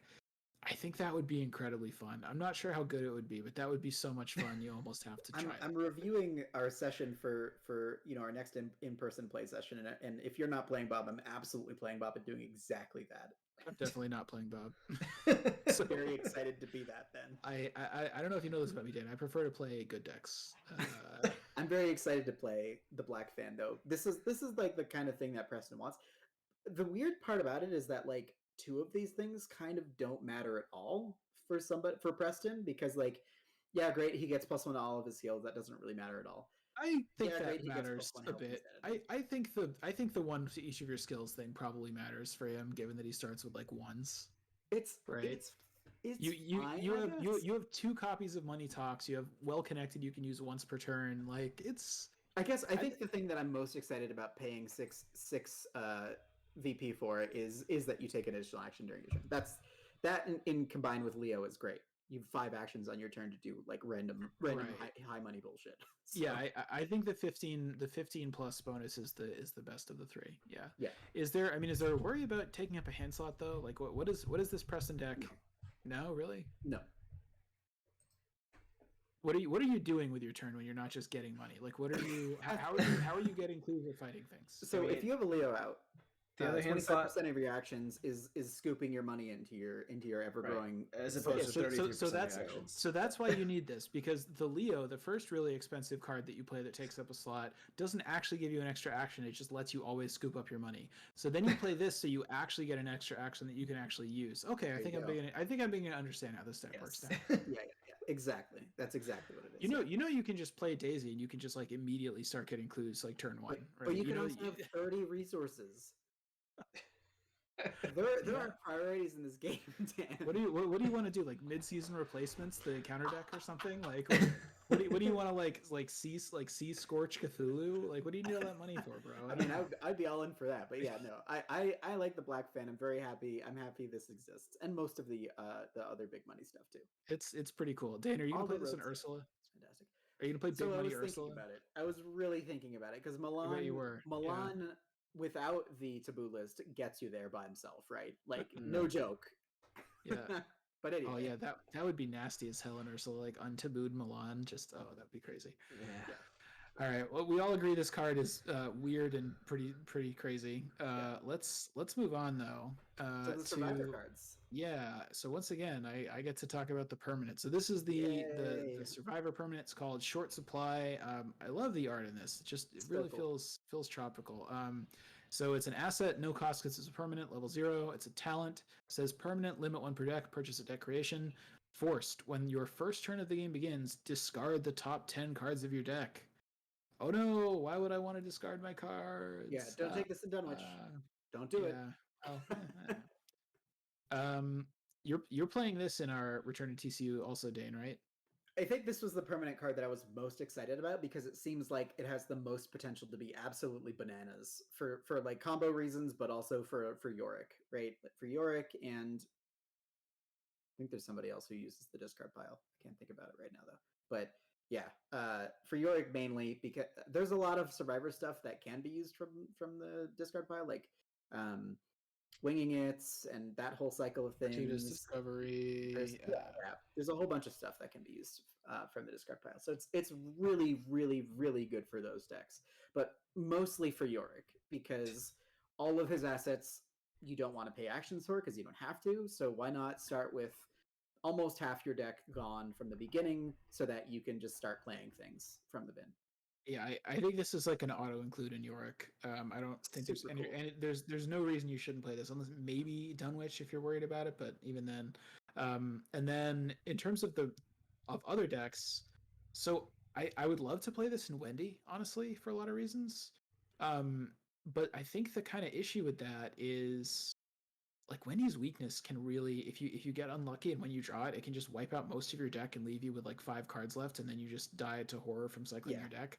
This is why I don't know how to make this happen. We need to get them to write a novel about Wendy that has alternate. Because the thing is, like, if an investigator has like bad deck building or a bad ability, then you want a parallel version of them, and we probably will get a parallel Wendy because she's in the core set. But like Wendy's ability and deck building are fine. What I want is a replacement for the signature, which does nothing, and the weakness, which is really crippling, right? So come on, FFG, let's do this. Write a book called the Orphans Lament or something, the Orphan's Adventure, whatever. Right? I don't care what the book is about. You don't even actually have to write a book. You could just leave all the pages blank. I would still buy it, but just print an alternate signature card and weakness for Wendy. Then I'll be excited to play Short Supply. Yeah, I think the weird and kind of powerful part about Short Supply, other than like Yorick and general Star shenanigans, is that it can mill your weaknesses and it doesn't have to put them back in your deck. It's kind of just like a weird upside to it, but it's just kind of surprising too, because weaknesses, like the whole point of having weaknesses in your deck is to have that counterbalance, right? Between like, should I draw a card now or shouldn't I? That kind of thing. And one card that's a permanent, doesn't even have to go in your deck, can have the potential to completely delete that whole thing. And the other deck that I was thinking about, it also has the potential to completely delete cards you actually do want to play. Right, like all skill cards for Yorick, for example, he can't get those back. So like it's in events. But yeah, so like the other weird deck that I was thinking about making this in is like a min deck that has both this and the yellow permanent, which basically says you increase your deck size by 15 and you can draw an additional card on the upkeep phase, but then you have to discard one. So like you're increasing your deck size by 15, but on your first turn you're decreasing it by 10. And then you also get to draw another card, and she has access to survivor weirdness. Yeah, so like we'll talk more about that at some point, I think. But the TLDR is Max Min is finally a real thing, right? Like they made it a real thing. I mean, Max is finally here, finally in Arkham, transcending boundaries between Netrunner and Arkham. But yeah, quick question: you can use this to play Moonstone, right? If Moonstone gets discarded as part of the 10, you could play it, I think, right? If you have the money, unless it says from hand. Oh, no, you're right.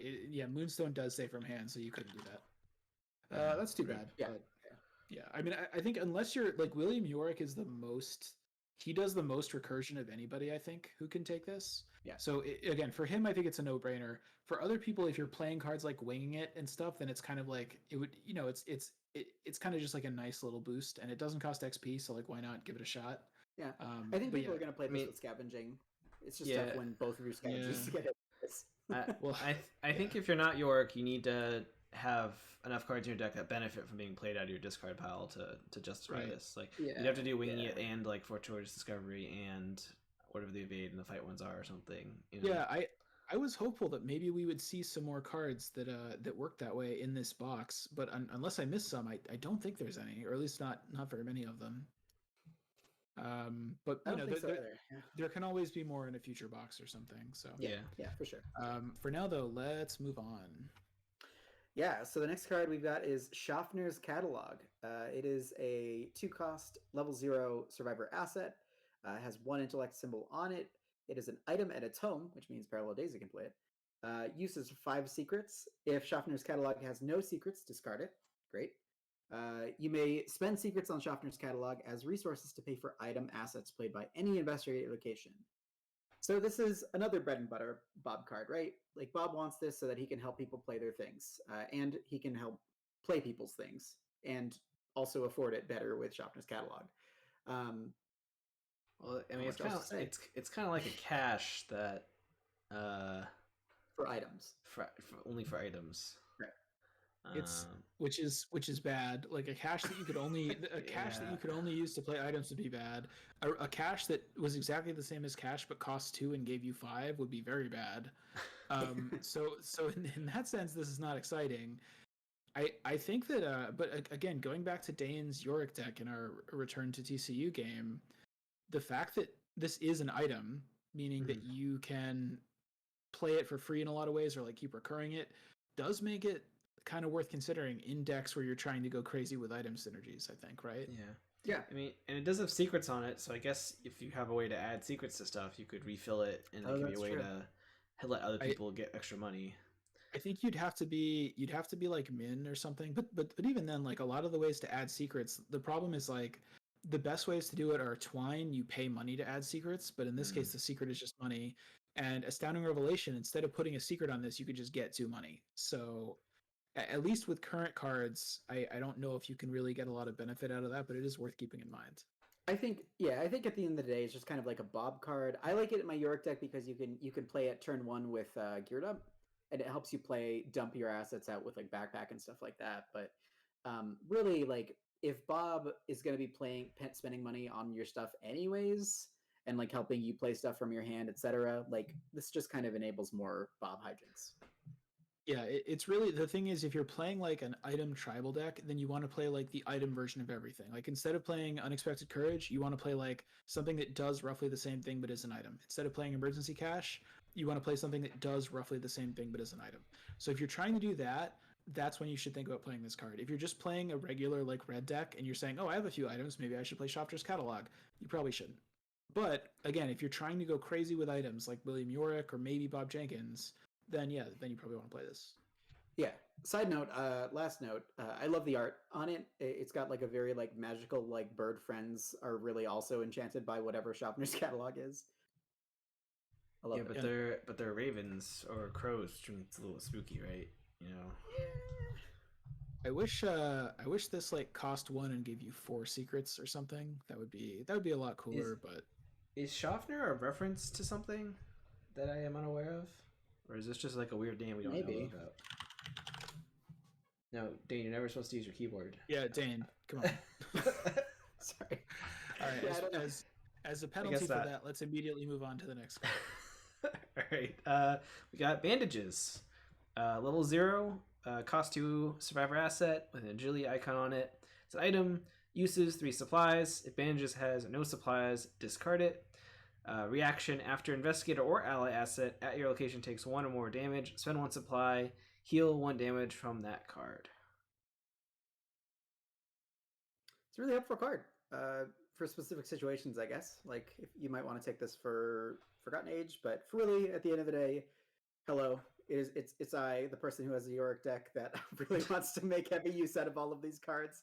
This is a card that combos with Beat Cop pretty well, right? Because you can tap your Beat Cop to ping something and then immediately heal it with Bandages, and then after you kill something, you can get your other Bandages back if it's in the bin, etc. Really cool stuff. Right. I mean, it's like what we were just saying about the previous card. If you're playing an item tribal deck, you want to play the item version of everything. So instead of playing some other healing card, you want to play an item that heals. And if you're playing William Yorick and your whole point is to recur items, then you want to play an item healing card that you can keep replaying after it. Well, I guess the issue with this is that it doesn't like go to the bin after you use it up, which is annoying. No, it does. It does. Oh, it does. If Oh, it yeah, does, yeah, no sorry. supplies. You're right. Yeah, it does. I missed that. That's the line that Yorick keeps. Yeah, for sure. Because that's like with William Yorick, you just you keep pulling this back. Maybe use the catalog to pay for it, and you just BCOP 2 is like an incredibly great card. Using it to ping stuff is so strong. If you can use this to just do that all the time, that's really, really good. And you can do that in Tommy, William Yorick, etc. Yeah. I also like, kind of just as a side note, that it gives survivors the ability to help friends heal things, because that's mostly kind of a guardian thing, right? Like in first aid, emergency aid, hallowed mirror, all that kind of stuff. This is kind of maybe one of the first things that we're seeing for survivor that allows them to be a little bit more like altruistic and heal their friends too, because it's not just your investigator or your assets, it's also other people's. Right. Yeah, you can put a Band-Aid on somebody's guard dog or whatever now. So yeah. And I mentioned Tommy. Like, I mean, Guardians have a lot of healing cards, so they also have like emergency aid. They have upgraded first aid. They have a lot of other. Not to say that those are necessarily better than this, but like they have other options. But for a survivor who maybe only has access to like up to level 2 Guardian cards, this is maybe even more competitive. Also, agency backup is another thing. Like BCOP is great, but you could also play agency backup. I guess specifically that would be like Zoe or Tommy could do that, right? Yeah. But yeah, seems cool. And again, it's an item, so you play it with William Yorick, you keep replaying it. Seems good. Yeah, I'm happy with Bandages. Yeah. All right, next card. Yeah, next card is called Jury Rig. It is a survivor event, level 0, cost 0. It has willpower. Sorry, it has an intellect and a combat icon on it. It is an upgrade, and it says uses 3 durability attached to an item asset controlled by an investigator at your location. Fast trigger during a skill test on attached asset. Spend 1 durability. You get +2 skill value for this test. Durability. Come on, MJ or Jeremy. That's like the least. That's the Yeah, mechanic everybody hates in video games. Is durability. Well, I was gonna say that's the only thing we don't have like cheesy ways to keep putting more charges on it. Like you couldn't make it supply, and then we could just keep blasting cash 3 to keep refilling this or something. You know? Yeah. I assume that's why they made a new thing. This is obviously just immediately thought of like, oh, When I saw the durability, I was honestly surprised that it didn't break the weapon after the durability charges were done. Yeah, even this card doesn't go away, right? It stays out. That's the saddest part. It doesn't go away. I was just really hoping that it would. Well, you just use Active Desperation. You play this on a hand, on a weapon or something. You use this up, then you throw it at them, and then then you Wendy it out of the discard pile or something. It's super janky, right? Like this is the exact like whereas like all of the blue cards, all of the Guardian upgrades are all like very specific, like well maintained, and all these like really interesting, very specific things. This is just like just put nails in it. Like do whatever you can to make it hurt more or whatever. It's very The Last of Us, and it's really cool. Well, I'm very excited to finally do the Murder Wendy deck with this, because not only is she using guns to kill people, she's like illegally modifying them by adding she's like sawing off the barrel or something, or like packing the I don't know what people do to guns. Knuckle dusters all of a sudden have weird spikes and just garbage all over them. Yeah, no, it's a really cool card. I really wish that there was a way that they could have made it an asset, because I want to keep recycling it with Yorick. But it's cool. I like it. Just draw the Elder Sign in Yorick and grab it, or use Resourceful, or what is it? Short supply or short on supplies? Whatever redraws you a level 0 card. Yeah. But I think it's if you're probably going to put this on weapons mostly, because that's usually the thing that is like an item that has tests on it. So if you're worried about being able to hit things, maybe you're playing hard mode or something. I mean, this is kind of like 3 courages or overpowers, as long as you're using it on those on those tests. So you could attach it to like your old queuing or something too, if you want to be able to investigate. Whatever. It's true. Medical texts. Yeah, I don't think it's like amazing, but I think it's not bad. Like I think it could find its way into some decks. Yeah. Yeah. should we move on and talk about I think the card with the most fun to say name in the entire set? Bangle of Jinxes. Bangle Yes. of Jinxes. Yeah. So this is Bangle of Jinxes. It's a 2-cost level 1 asset. It has 1 willpower icon on it. It is an item, charm, and cursed. Uses 1 charge. As a fast action, you can spend a charge to get +2 skill value for this test, limit once per test. And as a reaction, after an enemy attacks you, you can place 1 charge on Bangle of Jinxes. Bangle of Jinxes takes up a single accessory slot. Bangle of Jinxes. What do you guys think about the new Survivor card, Bangle of Jinxes? I mean, I'm pretty happy. Bangle of Jinxes seems neat. I mean, obviously it's going to be a good fit for Daniela, who already has stuff attacking her. Yeah, this is the Daniela card, right? I agree. I agree that Bangle of Jinxes seem neat, and that Daniela in particular might like to play Bangle of Jinxes. Are there any other investigators who could play Bangle of Jinxes? Calvin? I don't know if Calvin would really want to play Bangle of Jinxes. Maybe like the early version of Calvin could like play Bangle of Jinxes and then get hit by enemies when he's trying to ramp his stats up, and then he could put charges on Bangle of Jinxes and then use those charges on Bangle of Jinxes to succeed on tests. I don't think Calvin needs Bangle of Jinxes because it costs Bangle of Jinxes costs experience, so he's not on the top of the list of investigators who should play Bangle of Jinxes. Tommy might like Bangle of Jinxes. Yeah. Tommy could play Bangle of Jinxes. Does he really want to get attacked that much, though? He likes having his assets get murdered, right, to get money. Yeah. So he can combo off that a little bit. Yeah. I think Daniela is... I would be most excited to play Bangle of Jinxes in Daniela, right? Because she like actively wants to get attacked. And every time she gets attacked, she would get to put a charge on her Bangle of Jinxes. Yeah. Yeah. And that helps beef up her other stacks, so that's pretty cool. Does Bangle of Jinxes have a baby's head on it? Is that what's on the bottom? It's like a little, or is that just a regular, or is that like a doll head? I think it's like a Bangle of Jinxes, man. Yeah, the only thing that I'm upset that Bangle of Jinxes does have is that it takes up the accessory slot. I would really like it if it. Yeah. I don't know what other slot it could take up that would be like reasonable, but you know, there's competition, specifically if we're talking about this as a Daniela card, because you got like Hallowed Mirror, even like Riot Whistle is pretty reasonable. But that's why I really like Bangle of Jinxes for Daniela, because both of those cards, Riot Whistle and like those are both okay, but neither one of those is like a must-have in Daniela. Like she's not going to play Rabbit's Foot probably. You know, I don't know if that is true. Like there's no other accessory that just screams to me like, oh yeah, Daniela should definitely play this. I mean, Riot Whistle is probably the closest, but I think Bangle of Jinxes is like, you know, it's pretty reasonable. Bangle of Jinxes also allows her to like, if you're in a 1 or 2 player game with Daniela, like kind of pick up the slack with some clues, right? And then like kill something, etc. And Bangle of Jinxes only costs 2, so it's not that expensive. You know, it's like the same as Cigarette Case or Rabbit's Foot.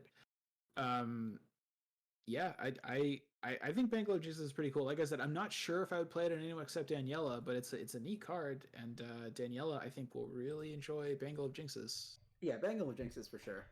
Yeah. All right, let's move on from Bangle of Jinxes to the next card, which is Bangle of Jinxes. Sorry, I had to do one more. I couldn't stop. So this is Burn After Reading. This was a card designed last year on online Gen Con 2020. I think there was like some large number of people in a Twitch chat voting on like different parts of this card to design it. So one of the few custom cards that none of us had any type of role in participating in. It seems like. This is true. That's true. Yeah, but so it is a Survivor event. Level 1, cost 1, 1 wild icon. Burn After Reading is an insight. The ability is exile a level 0 to 5 card in your hand. Discover 2 clues at your location. If the exiled card was level 2 or higher, remove 1 doom from the current agenda. Exile Burn After Reading. So this card is like really, really terrible unless you have Deja Vu, right? Yeah. Like you do this in a Deja Vu build. Because it's the thing is like, does Deja Vu help you with replacing the card in trash? If you exile something that's level 0 or 1, you're basically paying 1 XP and giving up a card that you could play to get 2 clues, which is that's a lot. You know, like a lot of people could just play Drawn to the Flame or something, or Yeah. there's other ways to do this. Yeah, so it's like 2 cards and a money to get 2 clues, right?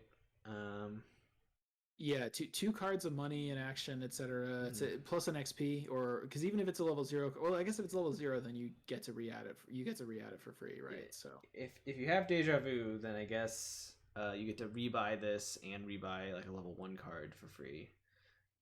Well, this yeah, this exiles itself too. I forgot about that. Yeah. Don't I don't know. Instead of playing this card, watch the Coen Brothers film Burn After Reading, which is I was gonna say, wait, is it a Quentin Tarantino film? Or? No, that's Coen's. I mean, okay. I approve of the message of this card, which is to set books on fire. Like that's usually. I was gonna say no, but this says Burn After Reading. You're right. Is burn before no. Yeah, that's a critical mistake. You're right. Or burn instead of reading. Yeah, that would have been better. I mean, I feel like near the end of a campaign, maybe you pick this up because maybe you have 2 copies of some card and you only need to play one of them in the last scenario, so you use this to remove a doom to give yourself extra time or something. That is true. This is kind of a fine just play but you could also just play Fortune or Fate if you want to do that. Yeah, that at least is like a single card that does this, and you could do them both though. Let's move on.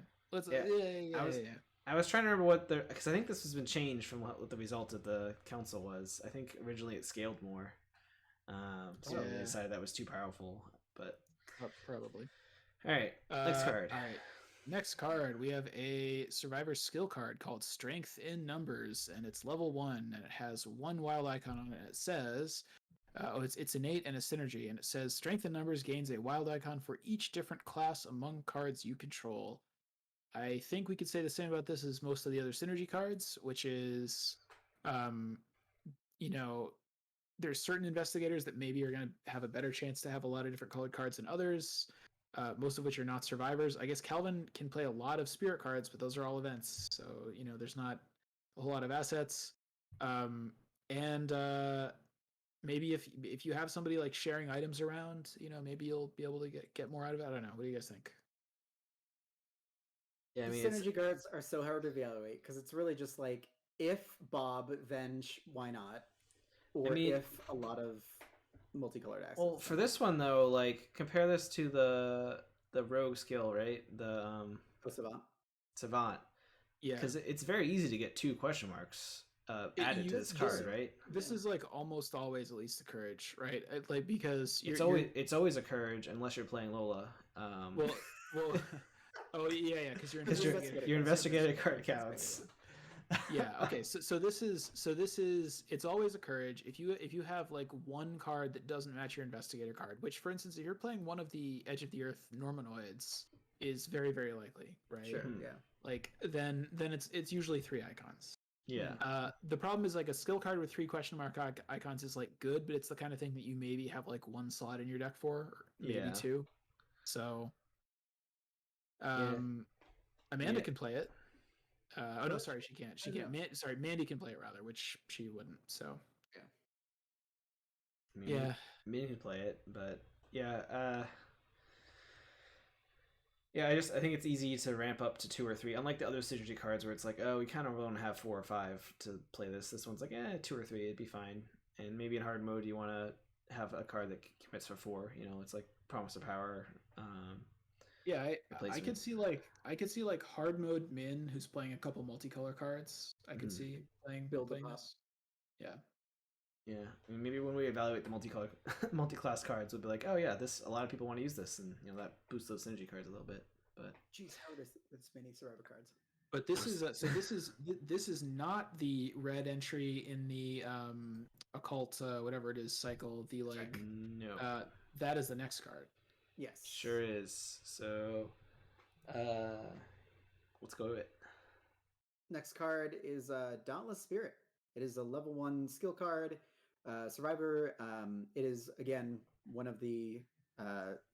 continuing the... I think it's ending the... No, we still have yellow cards to talk about. But yeah, it's the level 1 Survivor skill card. While Dauntless Spirit is in your hand or committed to a skill test, it gains will icons equal to your... combat, and combat icons equal to your will. They just keeps getting better and better. What a positive quote from somebody, right? But yeah, these are two pretty relevant stats. This Is is this man sitting on top of like a picnic table with a chair balanced on it? And the important part is the coconut bowl with a little straw next to him. This is like up there with Foresight for like my favorite art out of the set. It's just the textures are so cool.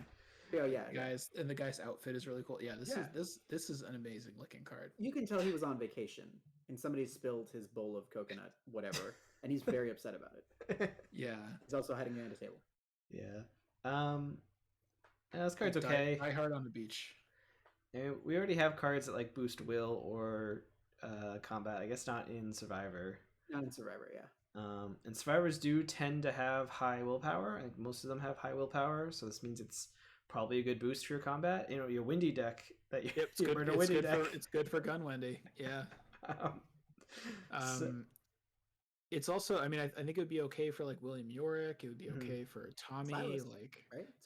Yeah. So if you have like 4 combat and 3 or 4 will, which is honestly it's not that uncommon. It's pretty okay. You have to. In fact, I would say that if your stats are high enough that this is probably better than Steadfast if you can take both of them. Just because, like Steadfast is going to, and the thing we keep forgetting about all of these is it gets modified by cards that you equip, right? So if you have like a Peter Sylvester level 2 that like boosts your will, that counts when you play this, right? If you have a Jessica, Yeah. If you have like a Dark Horse and a Peter out, it's a lot of stats. Yeah. It's a lot of stats. So yeah, worth considering if you have high combat or high will and you need some cards to commit to the other test, right? So yeah. Not much else to say though. Yeah. Let's go ahead and move on. All right. So next up we have Blood Will Have Blood. It's a level 2 Survivor event, cost 1. This is really like death metal card. So it is. It's got a willpower and a combat icon. It's a pact and a curse. Fast. Play after an enemy attacks you. Max 1 per attack. Damage plus horror from this attack cannot be assigned to an ally assets. For each point of damage and or horror you took from this attack, draw 1 card.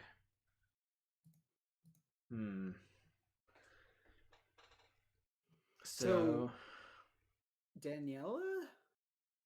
Yeah, I mean, this is again just a Daniela card. Yeah, but it is. I mean, again, Alvin too, I guess. What Guardians and Fighters are often missing is card draw, right? Yeah. And even Survivors, if you're not playing Drawing Thin, a lot of times, or like if you're not playing the fail package with Drawing Thin and Rabbit's Foot, a lot of times you don't have a lot of ways to draw cards. But this could draw you some cards if you're playing Daniela or somebody. Here's my main question. Is there any way to cheat this? Can you like play this and then dodge? I think not, because I think this is after an enemy attacks you, and anything that would like cancel the attack is like when they attack you. You need to actually yeah. I mean you need to actually take damage or horror to draw the card. So if you dodge, then you don't take damage or horror. So if you play this during the timing, whatever, after you get attacked, but before you take the damage, it doesn't do anything yet. You have to wait until after you've already taken it. But you could play this and then use Bandages. Mm-hmm. Yeah, or Flesh Word, I was going to say. It specifically says it cannot be assigned to ally assets. Yeah. So if you have things like, what's the spirit thing that Lily will probably enjoy taking, takes up it's a spiritual resolve? Yeah. That, for example, would be perfect with this. Then you could take it with that, draw a bunch of cards, etc. Otherwise, it's kind of tough to. I mean, I think the only person that could take both this and Spiritual Resolve is probably Tommy. I think. Yeah, I don't know. Maybe. Yeah, you're right. I was reading it as it had to go on your investigator, but that's not true at all. It's just the damage you took. It doesn't say assigned to you or something. So if you have Soak, then this is like pretty tolerable, and you maybe use it on something that gives you like 2 horror and a damage or whatever, so you draw 3 cards. Like, that's solid. I think it's kind of limited in its usefulness, but there might be specific decks where it's quite good because it could draw you like 4 cards or something. It can, yeah, from like a boss like Ghoul Priest or something like that. Yeah.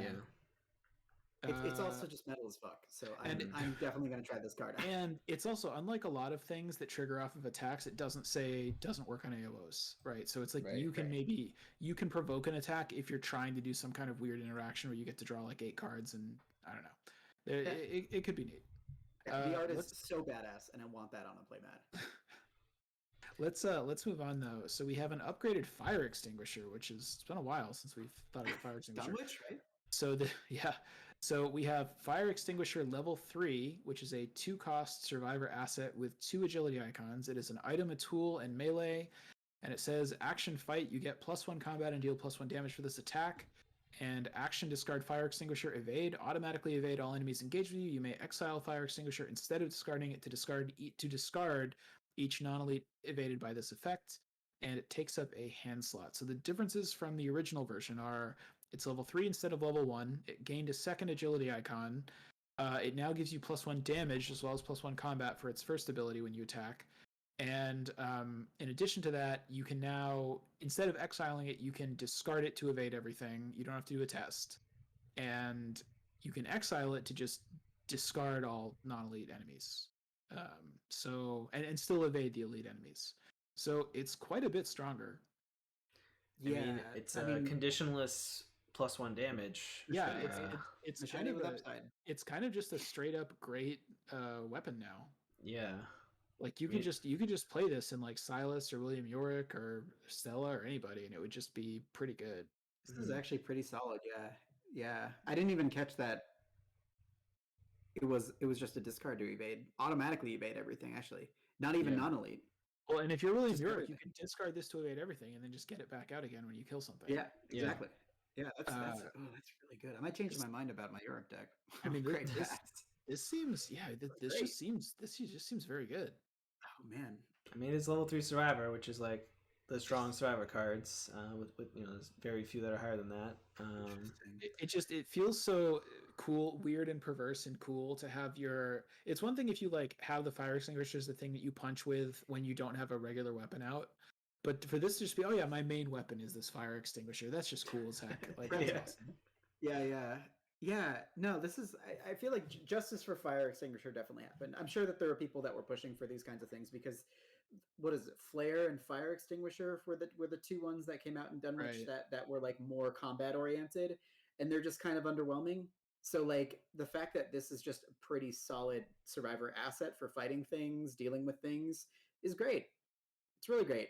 Yeah, because Flare was always the better of the 2 in the original versions. Yeah, so, and Deja Vu like can even recoup the cost if you do need to exile it for some reason because you've like some ungodly amount of things on you, or you just have to for whatever reason. Yeah, because you just get into these situations sometimes in this game where you're like, crap, does anybody have dynamite or storm of spirits? Like, there's situations where you just need to wreck everything for sure. And I mean, yeah, if you can just, it's pretty great. Yeah, I like it. It's make a very playable card instead of a card you never use. So. Yeah. 2 cards left. Let's move along. Let's keep going. All right, next card is Plucky. So this is again another composure card, returning from Carcosa. It is level 3 now, like all the other ones. It costs 0 to play. Asset has 2 will and 2 intellect icons on it. Fast one, limit 1 composure in play, and then you get 1 will and 1 intellect icon. Non-direct horror must be assigned to it before it can be assigned to your investigator card, and you spend 1 resource to get a will or an intellect for the skill test. Has 1 damage soak and 3 horror soak on it. This is like pretty great for the survivor folk, right? If you want to do investigating type stuff. Yeah, I mean, survivors have a lot of soak. I mean, obviously they have Jessica and Peter for almost infinite soak. Yep. Most of them are not that great at investigating, except maybe Bob is going to be good at this investigating. Yeah. So this can help them out there. The willpower, almost all of them have good willpower, so I don't know if that part helps as much, but it's always nice to have a little boost there. Be good for Patrice maybe wants to boost your willpower to play spells. I think it's kind of because it has 1 health but 3 sanity, you really want to make sure that you can avoid taking damage from it. Yeah. So like just about any survivor or most of the ones we've been talking about are happy to play Peter. Jessica's like a little bit more niche, like only a couple of them usually play her, so Yeah. that makes it a But, little bit tricky. But I mean, you can play leather coats. yeah, There's other Yeah. allies that Also, have some Wendy health can soak. redraw, right? Wendy Does can redraw a token that would lead to damage. yeah, maybe. What well not like an arrows from the trees or something though. What about sure. what about Granny Orn? What does Granny Orn have for health and sanity? Doesn't 1 she have 3. 2 and 2? No. Oh. She's 1 3. Yeah. Yeah, so that doesn't really it doesn't help you a lot. I mean, Madame Lavanche, I think, is 2 and 2, and Yeah. she's a good choice for Patrice a lot of time. So helps you out there. Or could I mean Calvin has his like signature that can make well I mean, that Calvin just, probably plays Jessica, so doesn't that just say like direct? Yeah, he doesn't. Yeah, it doesn't. Direct damage and Aurora can be assigned to it, yeah. yeah, Until the end of time. you don't really want to use his signature for soaking regular stuff if you don't have to. Yeah, exactly. So I think just because of the stats on it and the fact that you need to protect it from damage, that's maybe like it might see a bit less play than the other ones, but it's still I think it's pretty cool if you can make it work. It's also like if you're like Dark Horse Silas specifically, who has like 3/3/5/5, this doesn't cost you any resources to play, and also can recoup some of his really bad sanity threshold, right? Because he's only got 5 sanity. This gives you 3, like on top of his normal, which could be great. And Yeah, then but he's up to 4/4/5/5. And maybe he could actually investigate. I don't know, it's pretty hard. It's yeah, I don't know. The stats aren't as good for him. The stats are weird and awkward for Survivor, but you know, if you find someone that wants to investigate, grab it. If you find someone that wants to use willpower, grab it. I don't know if anyone actually uses both of those all the time, but you know, it'd be fine. Yeah.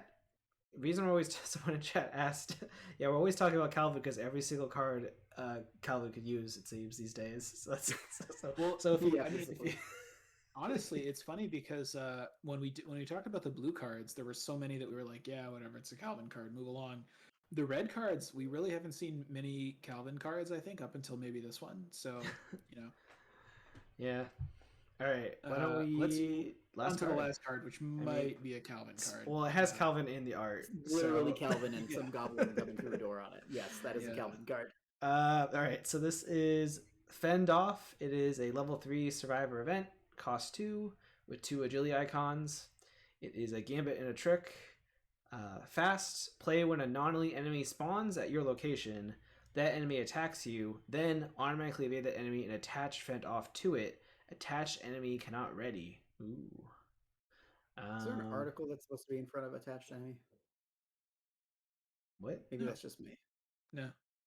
The attached enemy cannot ready. They usually just say that's unnecessary. Dane, you're 2 hours into a stream and you're getting confused. Yeah, maybe the longest episode we've ever done.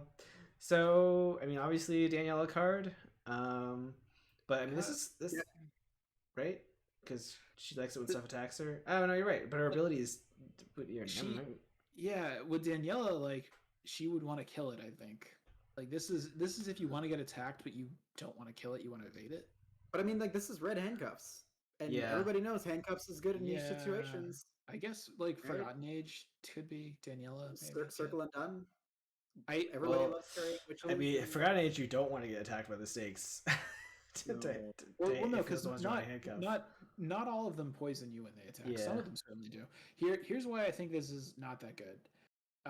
You can only play it when a non-elite enemy spawns at your location. That's just really tough. Oh, like solo maybe because everything is going to spawn at your location, but this is just if you're in a multiplayer game, you know, a lot of the enemies that you want to get rid of, other people are going to draw them, not at your location.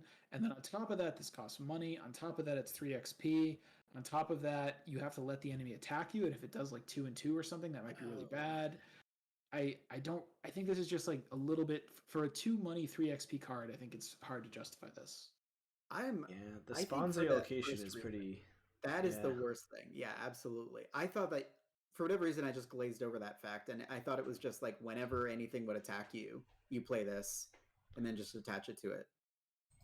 But this is there's so many enemies that spawn. Like all of the cultist set, they all spawn at an empty location. Like some of the things in Carcosa, they all spawn at empty locations.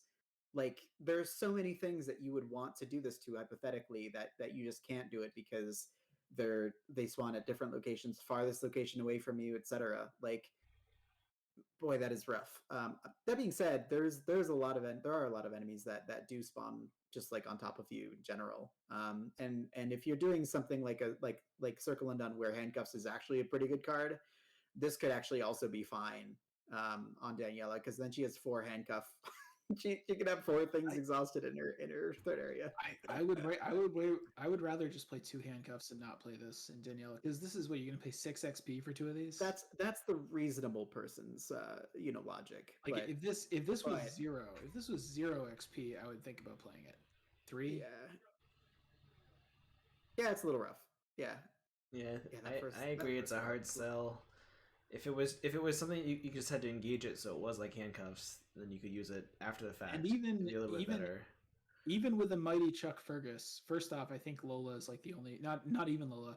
I don't think anybody can play this hand Chuck Fergus. But also, you can only use one of the 3 Chuck Fergus bonuses to make this cheaper, because it's already fast and it doesn't have a test on it. Oh, you know the weird thing, Captain Farnese in chat, it's also garbage against swarms, because I think it only doesn't let the actual card not ready, but all of the other copies of that card still can ready.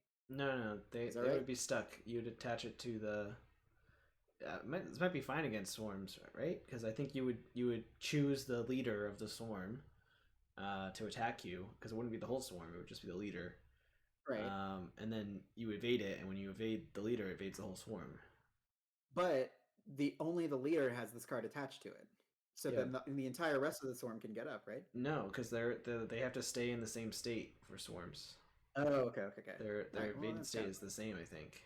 Unless I misremember the swarm rules, but I don't know. Maybe there's some campaigns where like there's not as many enemies that spawn far away from you, so maybe you're like that are nasty that you want to attach this to. But yeah, I kind of agree with Dan. Hard to justify most of the time. It's a trick, so if it wasn't a red card, it'd be something else Rita could take. Yeah. Oh boy, poor Rita. Anyway, everybody, that's all of the cards that for Survivor and Rogue. I know it went a little long, but it's gonna go long if you're talking about the 2 best classes, right? But apart from that, we've got a couple exciting announcements before we do close out. Arkham Knights has been announced. It was pretty late, but it was announced from the 22nd to the 24th of October, and we'll be there. We're currently sifting through the schedule, and we're figuring out what we're going to be doing from day to day, but we're going to be tentatively planning to run an event, and we'd be glad to see everybody there. That's a thing. Those that are capable of dropping everything with 2.5 weeks notice and flying to Minnesota or right, yeah, as you do. We'd love to see you if you're coming. But in addition, tomorrow, 6:30 Eastern Daylight Time, Dan and I will be continuing our adventure through this Return to the Circle Undone. We're on scenario 2. Yeah, or today if you're listening to this as a podcast, or in the past if you didn't listen to it on the day of its release. Yes, that is very true. We're going to be using the campaign reading Destiny, and it's already been a pretty tense and enjoyable and maybe not so enjoyable playthrough for Dan, but we're going to try to have fewer technical difficulties this time around. Exactly. Yeah. The mystical space and fewer rules screw ups also. So yeah. Either way, it's when Ben isn't around to just do all of the actual setup and everything, the game is way more annoying. Like we're very spoiled by most of the time just letting Ben do all of it. Yeah, that is also true. But either way, we'd love for you to join us for some in-stream fun. Be sure to join our Discord to stay in the loop about all of our Arkham Knights updates, and also just to generally hang with us. That'd be pretty cool. So that's it for all of our announcements. Otherwise, about these cards, who else is excited to play Bigger Than Big Money Preston? Bangle of Jinxes? Bangle of Jinxes.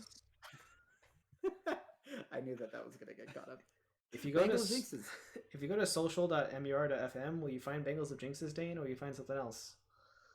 You'll just only find Bangle of Jinxes. Yeah, I thought you'd find links to all our socials, but all right. Bangles of Jinxes are good too. But reach out to us on Facebook, Reddit, Instagram, or email us at comments@mur.fm. And if you really love our show and want to get more involved, join us on patreon.com/Miskatonic University Radio to get access to exclusive Discord channels and Bangle of Jinxes. Or just leave us a nice review on your favorite podcasting network. Thanks for listening, everybody. Be safe, and we'll catch you next time. All right, bye. Bangle of Jinxes. Bangle of Jinxes, everybody. I feel like if Dan had more time, if Dan actually edited this episode, he would probably just replace like every other word we say with Bangle of Jinxes. Yeah, I'm very excited for the post edit where Dan just inserts like what Microsoft Sam or the TikTok voice or whatever, just saying Bangle of Jinxes like over everything that he doesn't like. I don't know if I actually will. I'll probably be too lazy to actually count, but I would like to know which one of us said it the most. I think I probably won, but I'm not sure. I would love to get a count. If anybody out there is interested in counting the number of times we said Bangle of Jinxes. If we ever do a power ranking of the cards that are the most fun to say, I think it's either at the like oops is also pretty high. Right? Really any of the cards, but I think Bangle of Jinxes of the cards that are not like a quote, I think is maybe the most fun to say. Yeah. I'll See You in Hell is also another great one, but Bangle of Jinxes I think takes the cake. I forgot on the stream I was gonna put like a little counter for every time we messed up how the Normanoids worked, but I think we actually didn't mess it up this stream. Did we? We didn't. We barely talked about any of them. Yeah, that's true. That could have just been erased. Unlike the last one where we screwed it up like every single card. We were like, oh, maybe Daniela could take this. Oh, no, she can't. Yeah. Sorry, I'll put the Bangle of Jinxes counter for the next stream. I'm sure it'll come up. So, all right. Yeah, I'm going to end the stream now for everyone that's watching us live. Thanks for joining us. Thanks for joining, everybody. See ya. Bye. Bangle of Jinxes.